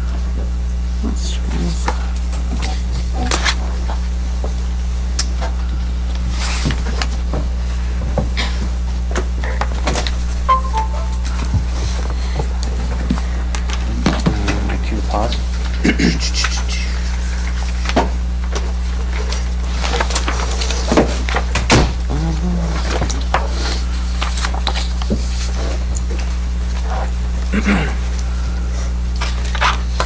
Okay, again, thank you. My name is Taryn Mitchell, and Mr. Elge and I are representing our client for the Paiute Place subdivision, the proposed Paiute Place subdivision. Is there a way to maximize that, Rich? I think we're using Adobe, isn't it? It's an Adobe. Is it Control L? Is that what it is? No, okay. That's all right.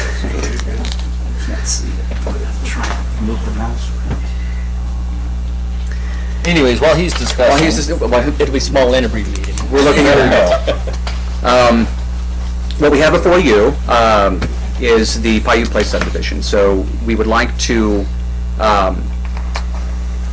propose a 64-unit, 16 building that is broken up into 4 units per building subdivision.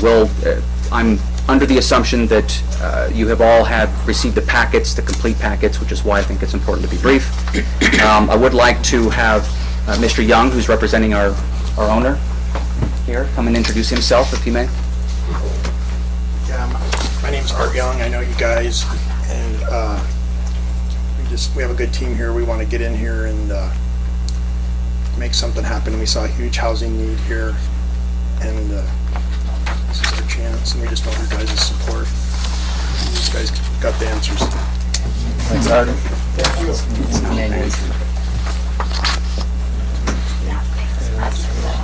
You go to the next. It's, my mouse is stuck to this thing. All right. Well, either way, we can see it. We'll just roll with it. Okay. So,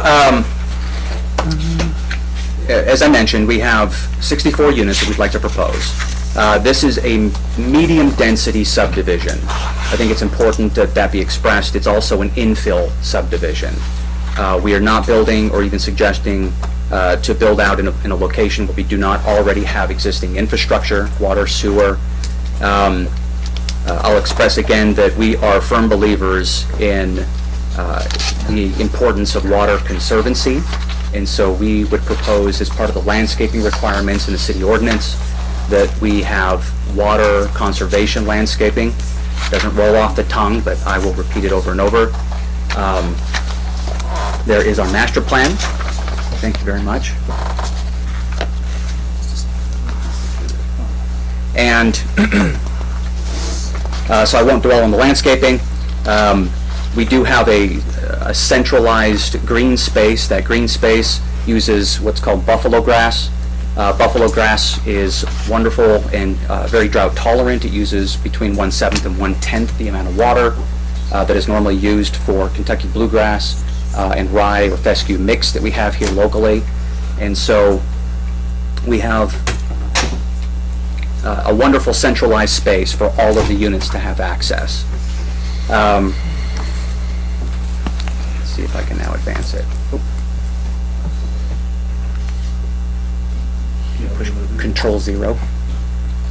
Taryn, will the neighborhood maintain control of the green space? Yes, so The association. the HOA will maintain, own and operate.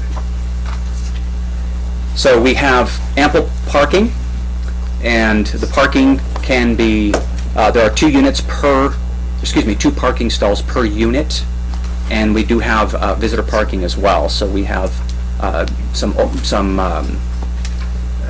slightly over the amount of parking that we're required to have. We thought that was also important. We do have, I'll concentrate a little bit on, we do have some amenities, I should say, and that hopefully you saw as part of the packet. These amenities include pavilion, a neighborhood pavilion that can be used for barbecues and gatherings. We do have children's playgrounds that will be included, so there will be 2 of those. And as I mentioned, there is water conservation landscaping throughout, with the exception of this centralized green space. The yellow represents the units, and they're divided up here. So you can see that one thing that is, I believe, very nice about this particular design is that we have units that range in size from 577 square feet, possibly, if it's a single-story building, to just over 1,600 square feet per unit on a 2-story building. And so this particular yellow spot right here on the plan indicates a carport, so there's a minimum of 1 covered stall and 1 open stall that each unit will have. Another nice feature is that unlike a row house, all of the doors, the front doors, face different directions, and they all have porches, so covered porches as well. It's a pinwheel design. I don't like the name, so I don't use it. So the next item, a little easier here, is this is directly adjacent, so directly to the east of South Fifth West, directly to the north of Southwest Paiute. As part of our development, we're proposing to replace the half of the street is required by the city ordinance, and to install a 10-foot sidewalk as part of this along South Fifth West as a main pedestrian corridor that will lead to Air Base, as well as a 10-foot sidewalk on Southwest Paiute. And so we have pedestrian connectivity throughout the site, and little difficult to see, but we do have accessible parking stalls. In the case that there is, that the market dictates a 1-story or a single-story building, then these as townhouses are required to have two units will be required to be accessible. If the units are 2-story, so if they're all 2-story buildings, then none of the buildings are required to be accessible per code. Okay, well, Van, rather than me talk about everything, I think you've covered it very well, Taryn. We'll try to be short.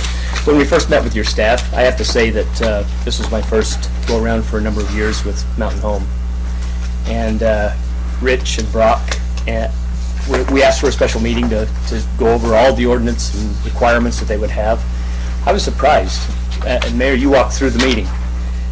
We had a full entourage of people that were here, ready to help, ready to answer questions, and offer advice on how to proceed. I was very impressed with the caliber of and the attention that we received when we first started working on this project. I mentioned to Brock and to the clients that we could come in with this was annexed and rezoned earlier this year, I believe. And I mentioned to Brock and the client that we could probably come in and do like we typically do, not we, but a lot of developers typically do, and maximize the density on this and come up with something that was just not very pleasant in my view. And I told the client, I said, if you want to come up with something that is going to be very functional and not maximize the density, let's try this. Give me a shot at this. And so we came up with this plan. It's a very effective plan that we've seen in other locations. Although Taryn doesn't like the term pinwheel, it's a very effective and it's a very nice layout for people because they have their own front door. They have a walkway that comes up to a front door, and you don't see a row of doors along the streets. All of the doors aren't there. It's not a walk-up apartment building. It feels more like a home setting. We've also included, with Taryn's guidance, we've added a bus stop to it. Connectivity out to this. There we go. Sorry,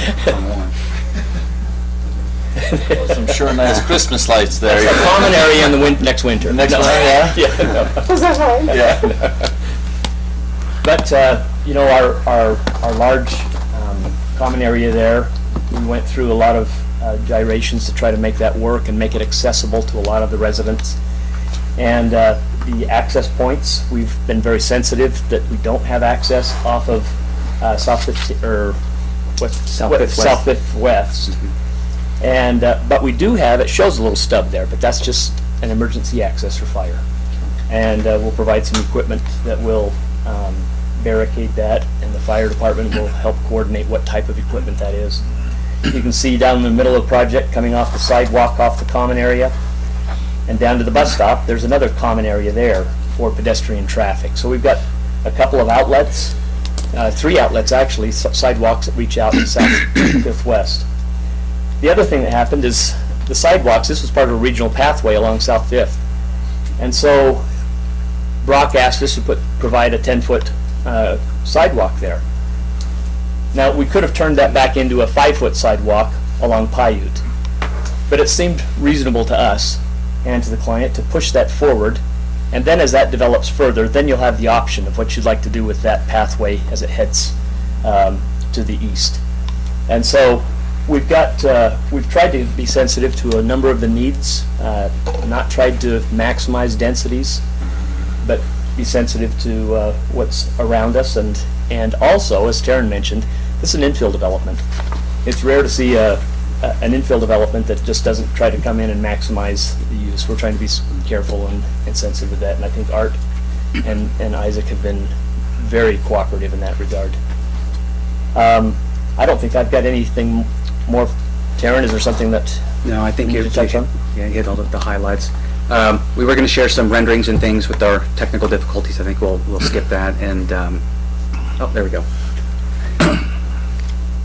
And so we have a few bird's eye views. We have again, I think hopefully they were included in the package. I believe they were included in your package. So thought it was important to show the bus stop and the work. We worked with Republic Waste Services to talk about the locations and the access to the centralized dumpsters. We reached out to Caldwell Transportation Services, so the school bus system. They were actually they who located our bus stop for us. They said this is where we think would be the best spot. They were very excited because we don't have any covered bus stops and we don't have any for the children. Could you show us the parking plan? What was that? The parking plan? Go back to the parking plan? Yeah, I just wanted to look at the parking plan. Oh, sure. Sorry. You bet.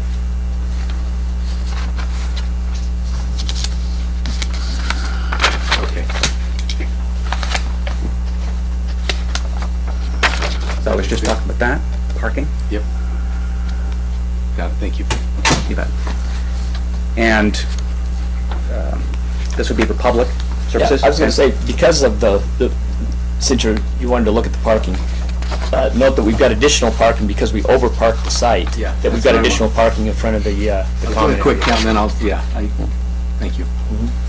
I was in a subdivision, something like that, it was down in Layton a couple of weeks ago, and the flow in there, it looks very similar to the flow that I just drove through. I said, that looks like what I'm seeing in the future, and it was very nice. It had the common area, and it looked like the flow of traffic. If I'm not mistaken, the parking are in the rear of the house, so that from the roads, you just see the fronts of the house, correct? That is correct. Yep, okay, thank you. Absolutely correct. Yep, I just wanted to verify, thank you, appreciate it. All internal. Thank you, Councilman. So we do have additional slides and things, but I think it may be a good idea to answer any questions that you may have. Councilman, got any questions? Yeah. Mr. Mayor? Councilman Stokes? I was gonna let him go. Who wants to go first? Darren, I think you I'm put a still lot looking of, for one piece here that I couldn't okay, find a minute I ago. think you put a lot of thought into this, and I like that, so I appreciate that. Good team. Being that it is an infill, there's water, there's sewer, there's all the things that we should consider when annexing stuff. I wanted to talk about the size, that 577 to 1600. I think that's becoming more modern anymore, you know, the whole tiny home thing. I wanted to ask Richard Keaty if the city has a plan for the intersection of Southwest Paiute Street and Southwest Isaac Lane, because I feel like this is close to Isaac Lane as you go east on Paiute. Yes. I just want to make sure that the city has a strong plan for that intersection. It's kind of wonky and We're gonna have some future things that are coming that we're looking at that with it. Okay. So it'll become for you. okay. Darren, do you see any problem with four tenants sharing, I guess, one wall, if you will, like as a pinwheel? Sorry. Well, great question. No, so it's one of the reasons why we like these designs is that, like a traditional row house or a townhouse, they share walls, not floors or ceilings. Okay. And the way they're built now by code, there's a required, not just a fire separation, but there's a required gap. Okay. And that is to, so not just to mitigate sound, But if, let's say, a child runs into a wall or punches a wall, heaven forbid, or something of the sort, Yeah. that sound does not transmit easily. Okay. You would have to hit it really, really hard. So Okay. I really don't think that there will be any noise problems or any problems at all in sharing walls. Okay, great. And the last question, or actually, I was going to commend you on your xeriscaping. Good. We need that more throughout the entire city. And then I had one more concern with the road widths. With Thunderbolt, I think they were beating us up over 35 feet. These are 26, I think, in the center. And then that NUDA is 20. But that's for emergency vehicles, correct? Okay. For parking, I'll speak to that really quickly. Okay. Van, jump in. Because these are private roadways, not public. Okay. And there's no street parking. Okay. That's the reason why, as Councilman Bundy has mentioned, with a multifamily, a townhouse product, Yeah. it is very much common to have narrower streets so that people don't have the opportunity to park Okay. long-term. The other good point of that is that if you widen them too much, then you get traffic that wants to move too fast Yeah, through there. yeah. And where there's a lot of kids, it could be in that. We've also, at Rich's request, we provided a connectivity to that common area Okay. and a pedestrian path right down there to the bus stops. Great. Thanks. That was all my questions, gentlemen. Thanks. Mike? With this being a private drive, Rich, are we still in the practice of normally not taking care of any water or sewer in private roads? There'd be an easement to be able to take care of it. So we're gonna take care of water and some sewer in private roads then? Who's gonna be doing the repair and patching of the road when we go in and tear it up since it's a private road? I mean, if we had to go in and do, I mean, if. We won't, it'll be their It would be- contractor, yes. right? Because it's, their connection would basically, that would be a service in there, so. Okay, because I know in some subdivisions, would be a service. they're required, they have water sewer, they take care of everything inside their property then. Yeah. Then one other thing, why coming down on this one here, coming back into Fifth, is that not only in fire access? Otherwise, you got one end access out of that subdivision. We were instructed that that was a sacred ground, that South Fifth was sacred, that it was an arterial, and we weren't to have any kind of accesses out on there. And I think we're comfortable with what we've got. I think the Southwest Paiute Street will be fine. Well, normally we don't have anything backing out onto an arterial, but not another road connecting into it, especially in a subdivision. We looked at this one, I mean, we felt that it would be able to, I mean, that it would be able to handle what it was doing was right there. And we just wanted to try to keep as much as we could off the south, this west, was just the one coming in and out right off of Paiute, so. Go ahead, Brock. Councilman. From our projections of housing, we're seeing at the southwest portion of town, this is where the majority is going to be. But the projections we have, it could be anywhere, depending on what this crazy world we live in does, between approximately 3,000 new residents on that side of town. And we believe that South Fifth will act no longer as just a collector, but be a main arterial roadway. So in preparation for that, we wanted to be as conservative as possible with South Fifth, knowing that in the future, to accommodate the other growth down the line, 10, 20 years from now, that speeds are probably going to have to be higher.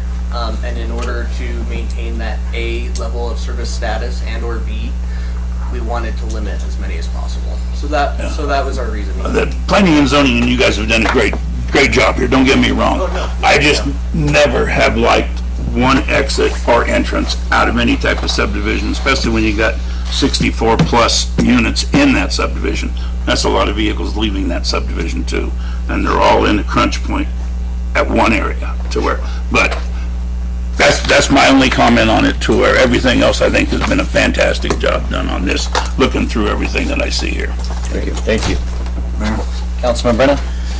What does a emergency fire only barrier or barricade look like? How are you keeping cars from exiting there? Great question. So we've discussed it with our great fire marshal, with Brian Reed, and it can take many different forms. Okay. So we haven't decided yet. We said we'll talk with you, whether it's a chain, a gate, bollards, breakaway bollards, whatever that might be. I think And the fire department would hold the key to that, or if Yeah, it's a if there's chain or yeah, whatever? if there's- break chain, they can It'd actually be a break crash chain. through it. So it's got gaps in the links. And they can Damage our actually just- trucks? Our Yeah. brand new fire trucks? Yeah, the links break through. No. Okay, we won't talk about that. Crash There's through a lot of chain. breakaway entrances for fire trucks that don't do a thing to the They don't do fire anything. trucks. Are they plastic or something? They're metal? They're metal, but They don't scratch it, ding it? Zip tie it all. Yeah. I don't know if I want to answer that. I don't think so. I believe the answer is no.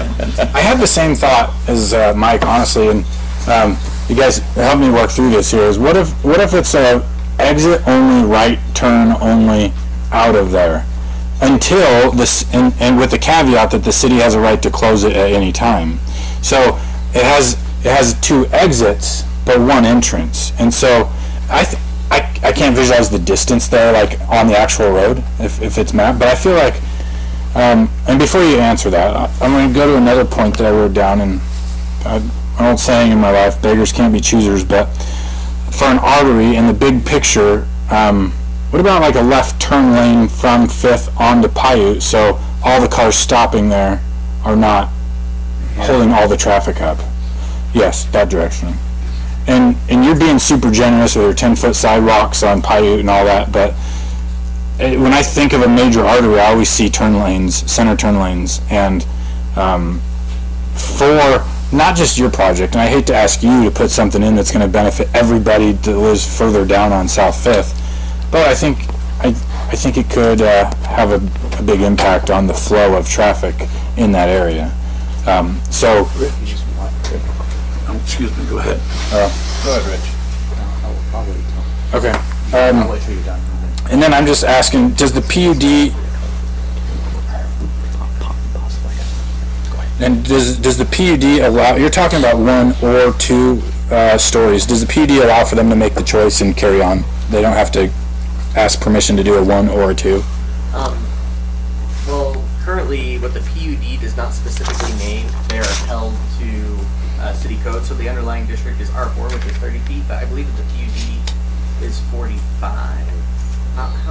30, 35. I'm confusing with that other one. Yeah, it's 30. It's 30 feet. So that's the maximum height that you go. But so the question is, Mr. Councilman, so it would be the, are we allowed to do either 1 or 2 at our discretion? Yeah.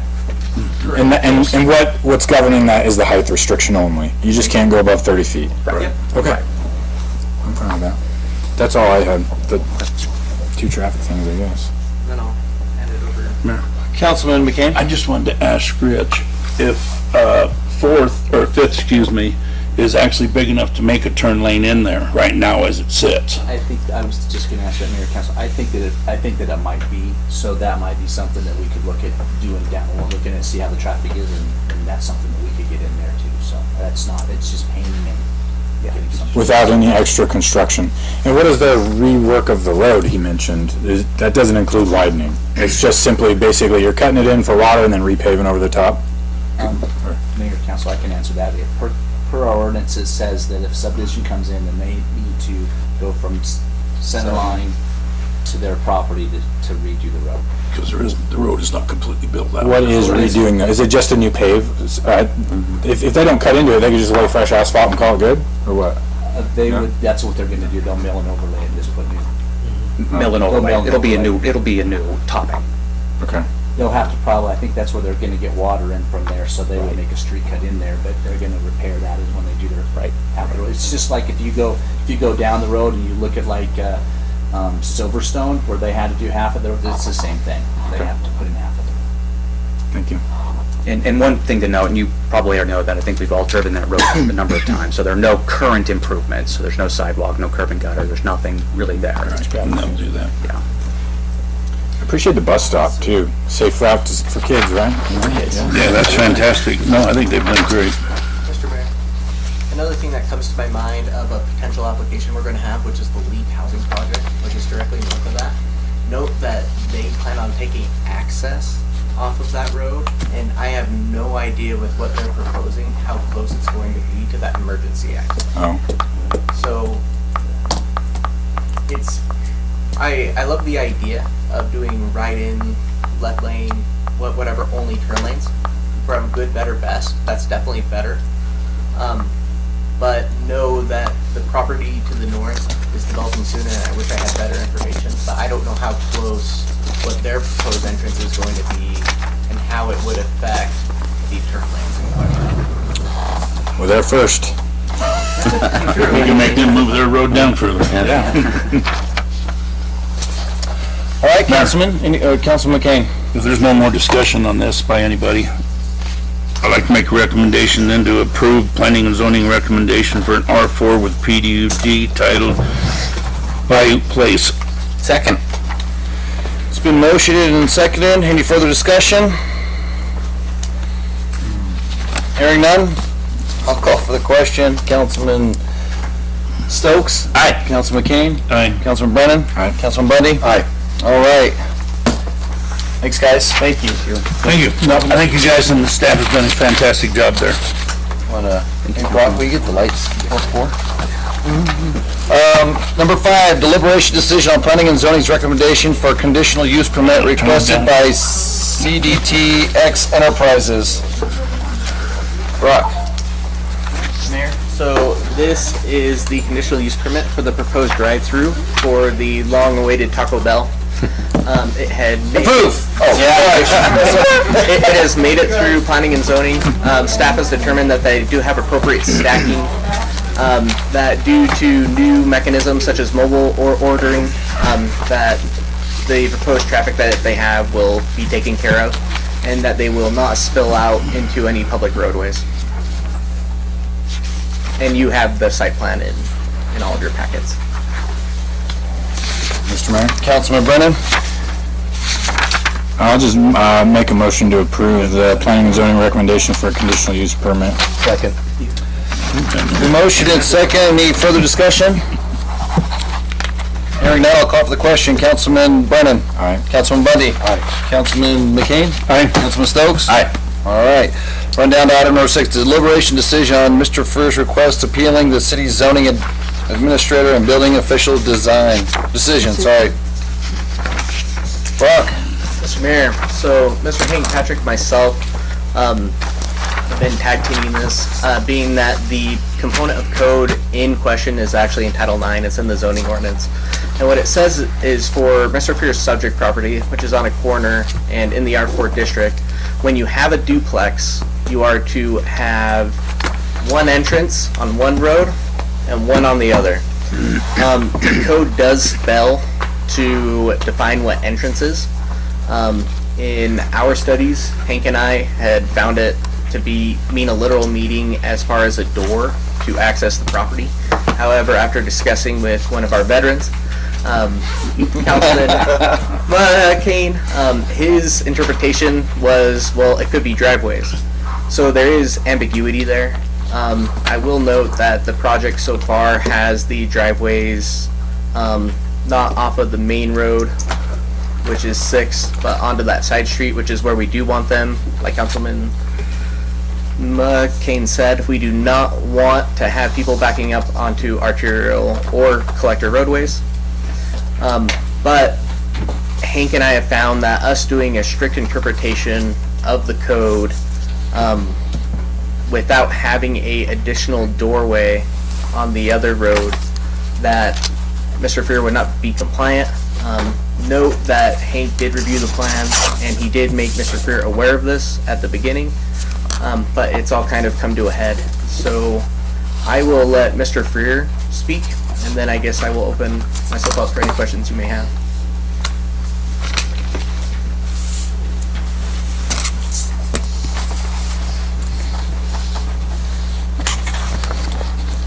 Michael Freer, address? You need just that, please. 703 North 14th East. So I'm building a duplex on the corner of 6th and 6th. And the reason this came about is we've begun, construction has started, we're framing now. And when the plans were approved, there was the one condition on there about the door in question.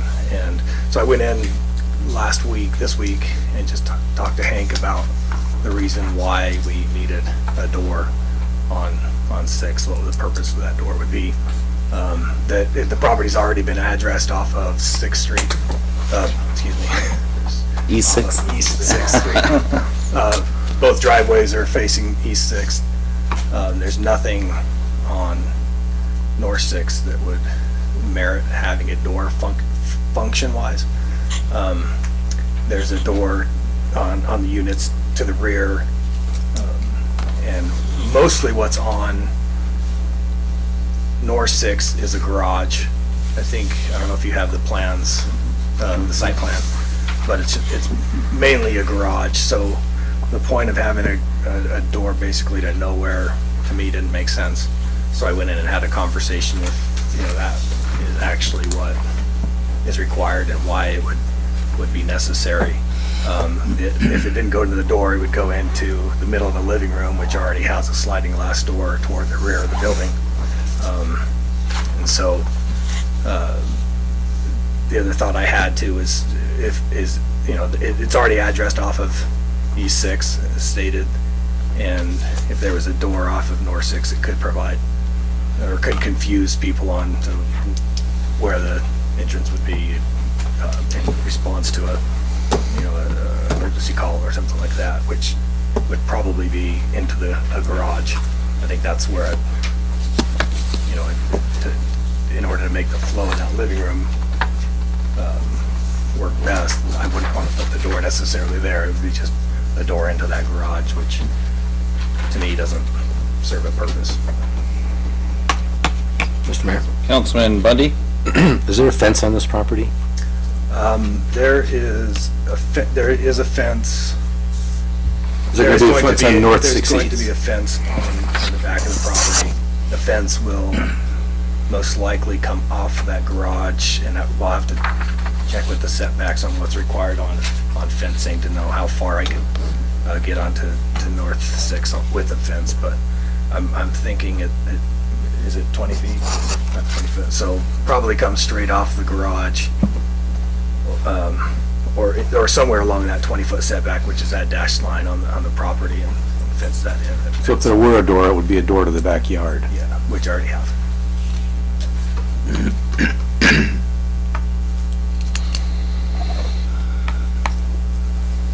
Mr. Mayor? Oh, go ahead. Councilman Brennan? Definitions are important, and unfortunately in this case the city doesn't seem to have defined what an entrance is.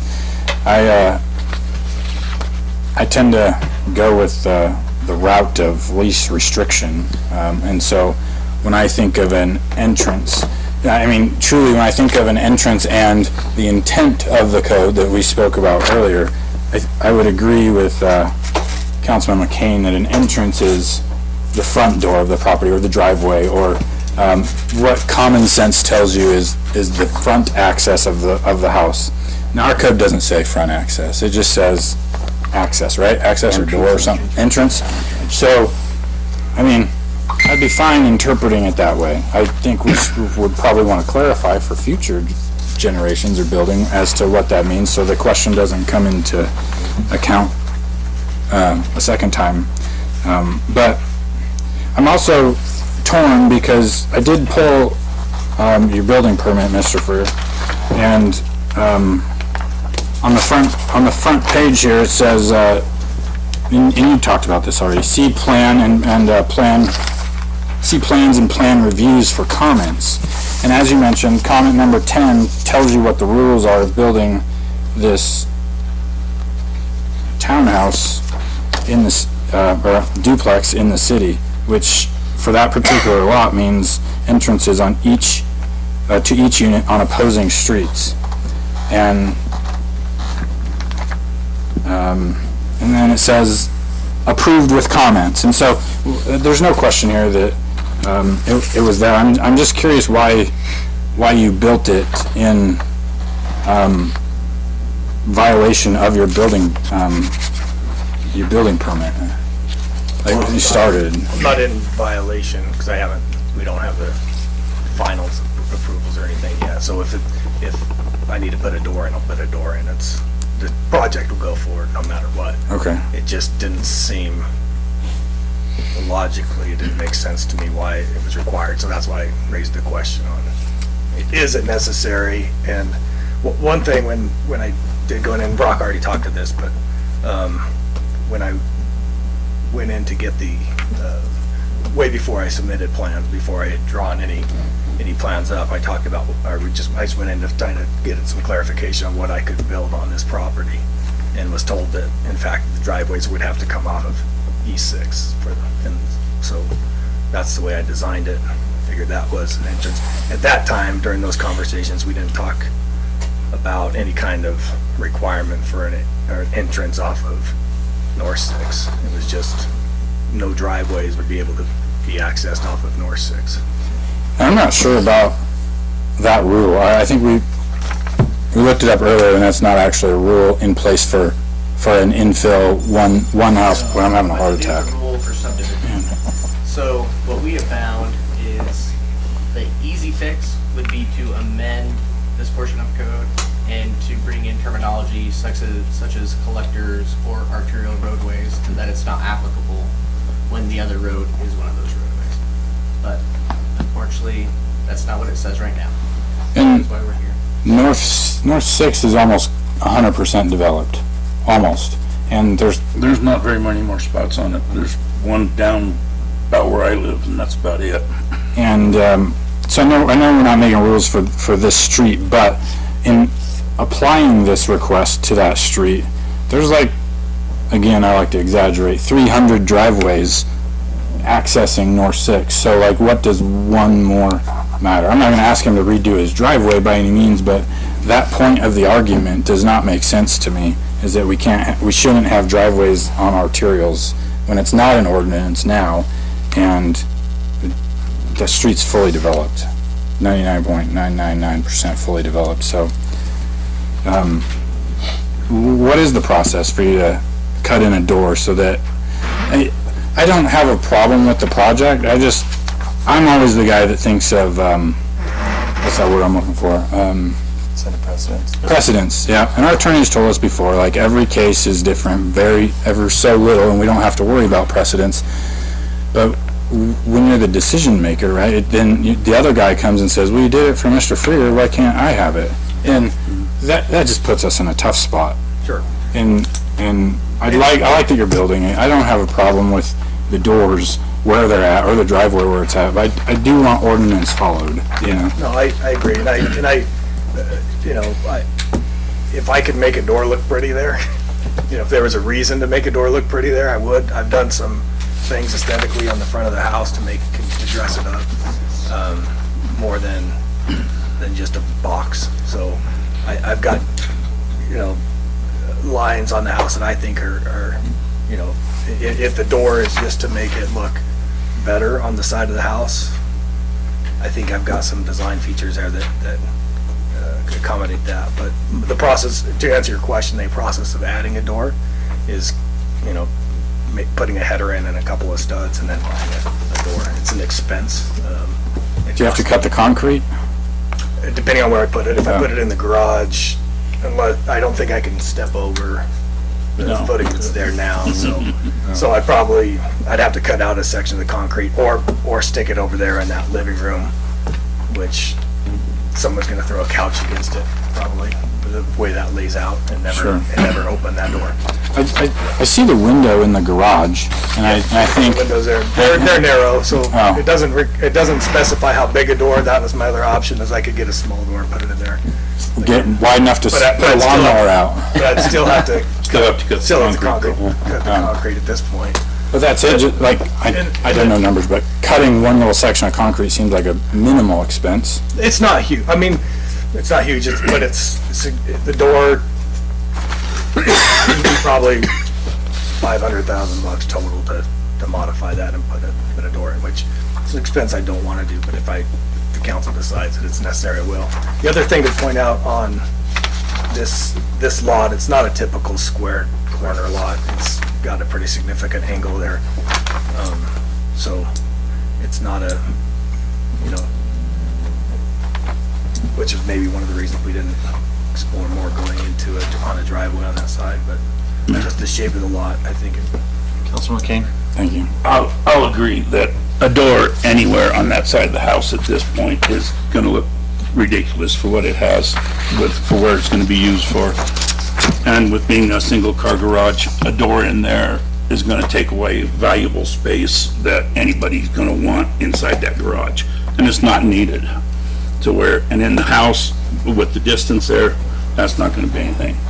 I just wish, rather than putting us into this position after it's put in, after it's done, you read your report of what needed to be done. If you'd have came to us at that point in time, there wouldn't have been more than likely any comment about, okay, yeah, that makes complete sense here.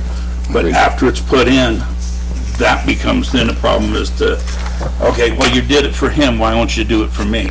To where, and as I know, it doesn't set precedence, but as far as I'm concerned, I see no problem with just leaving it as it is, as if you'd have come and talked to us first. Ms. Mayor? Councilman Stokes? Yeah, I would just agree with Councilman Brennan and McCain that it's the order of operations sometimes, Mr. Fear, so remember that in the future. I do like that your driveway actually goes to the less busy street. That makes total sense.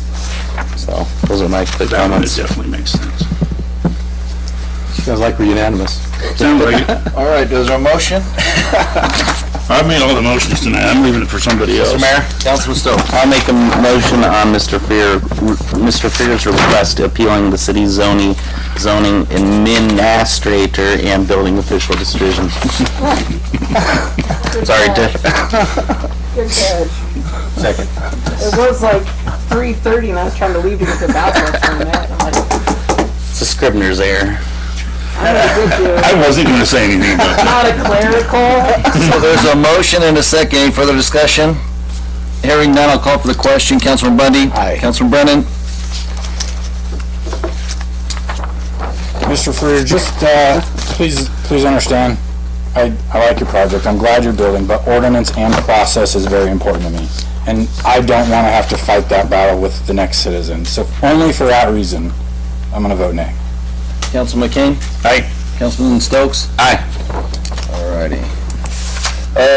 Ordinance, action item, ordinance number 1728, zoning R4 PUD Mitchell Townhomes located at the corner of North Haskett Street and East 12th North Street. Mr. Mayor, Councilman Bundy? make a motion that we suspend the three reading rule and read this ordinance by title only for its one and only reading tonight. Second. It's been motion and second. Is there any further discussion? Hearing none, I'll call for the question. Councilman Bundy? Aye. Councilman McCain? Aye. Councilman Stokes? Aye. Councilman Brennan? Aye. Tiffany, please read the ordinance. An ordinance of the City of Mountain Home, Idaho declaring the real property hereinafter described to be Mitchell Townhomes R4 PUD zone, subject to limitations of allowed uses, repealing all ordinances or parts of ordinances in conflict here within and providing an effective date. Councilman, you've heard this ordinance read. Do you wish it to pass? Councilman Stokes? Aye. Councilman Bundy? Aye. Councilman Brennan? Aye. Councilman McCain? Aye. Alrighty, really quick before we go into executive session, I want to say thank you to Jim Sexauer, Paula Safransky, her husband, Public Works, oh my gosh, all the department heads that helped put out the Christmas, and then Betsy that helped do the parade, and her cohort, Kim. Thank you for that as well. Tell everyone Merry Christmas. And then Brock stole my thunder. I was going to tell everyone about the affordable housing. Thanks, Brock. I apologize. So this affordable housing is through Leap Charities, and they were given their funding. So what that means to the citizens is 50 homes. The first phase is 60 homes total. 50 of them are wage-based, and then the other 10 will be market rate. So there'll be 50 units, hopefully coming sooner rather than later, for affordable housing, and that's huge. Shasta, I totally brain farted, and I forgot to let you leave with the stuff in the car. all good, it's all good. Forgive me. As soon as I looked up, I'm like, It's fine, we actually got a big donation from another patron, so we're going through all those DVDs and what duplicates we have, we're going to actually send over to Glenn's Ferry Library. okay, I got 4 totes for you. Yeah, 5 totes. The same thing with yours. Okay, thank you. Executive session. Mr. I Mayor? just want to make one comment. Yeah, go ahead, Councilman King. I just want to thank code enforcement, Chris, for this. It's nice, and thanks for the housing report and whatnot. That's all. I like that information. So thank you very much. A nice report. Yes. Yes, it was a very nice report. Council Stokes. Mr. Mayor, before we may go into executive session, I'd like to ask that future Councilman Becky Garvey be admitted to it. Is that okay? Okay. She's already a part of the cool club, you're out. All right.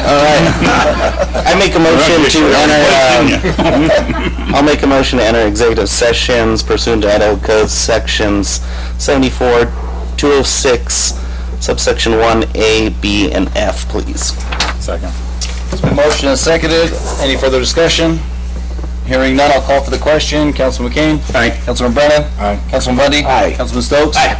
All right, you're running the I executive wasn't going to session. make the same comment and mistake that I did last time.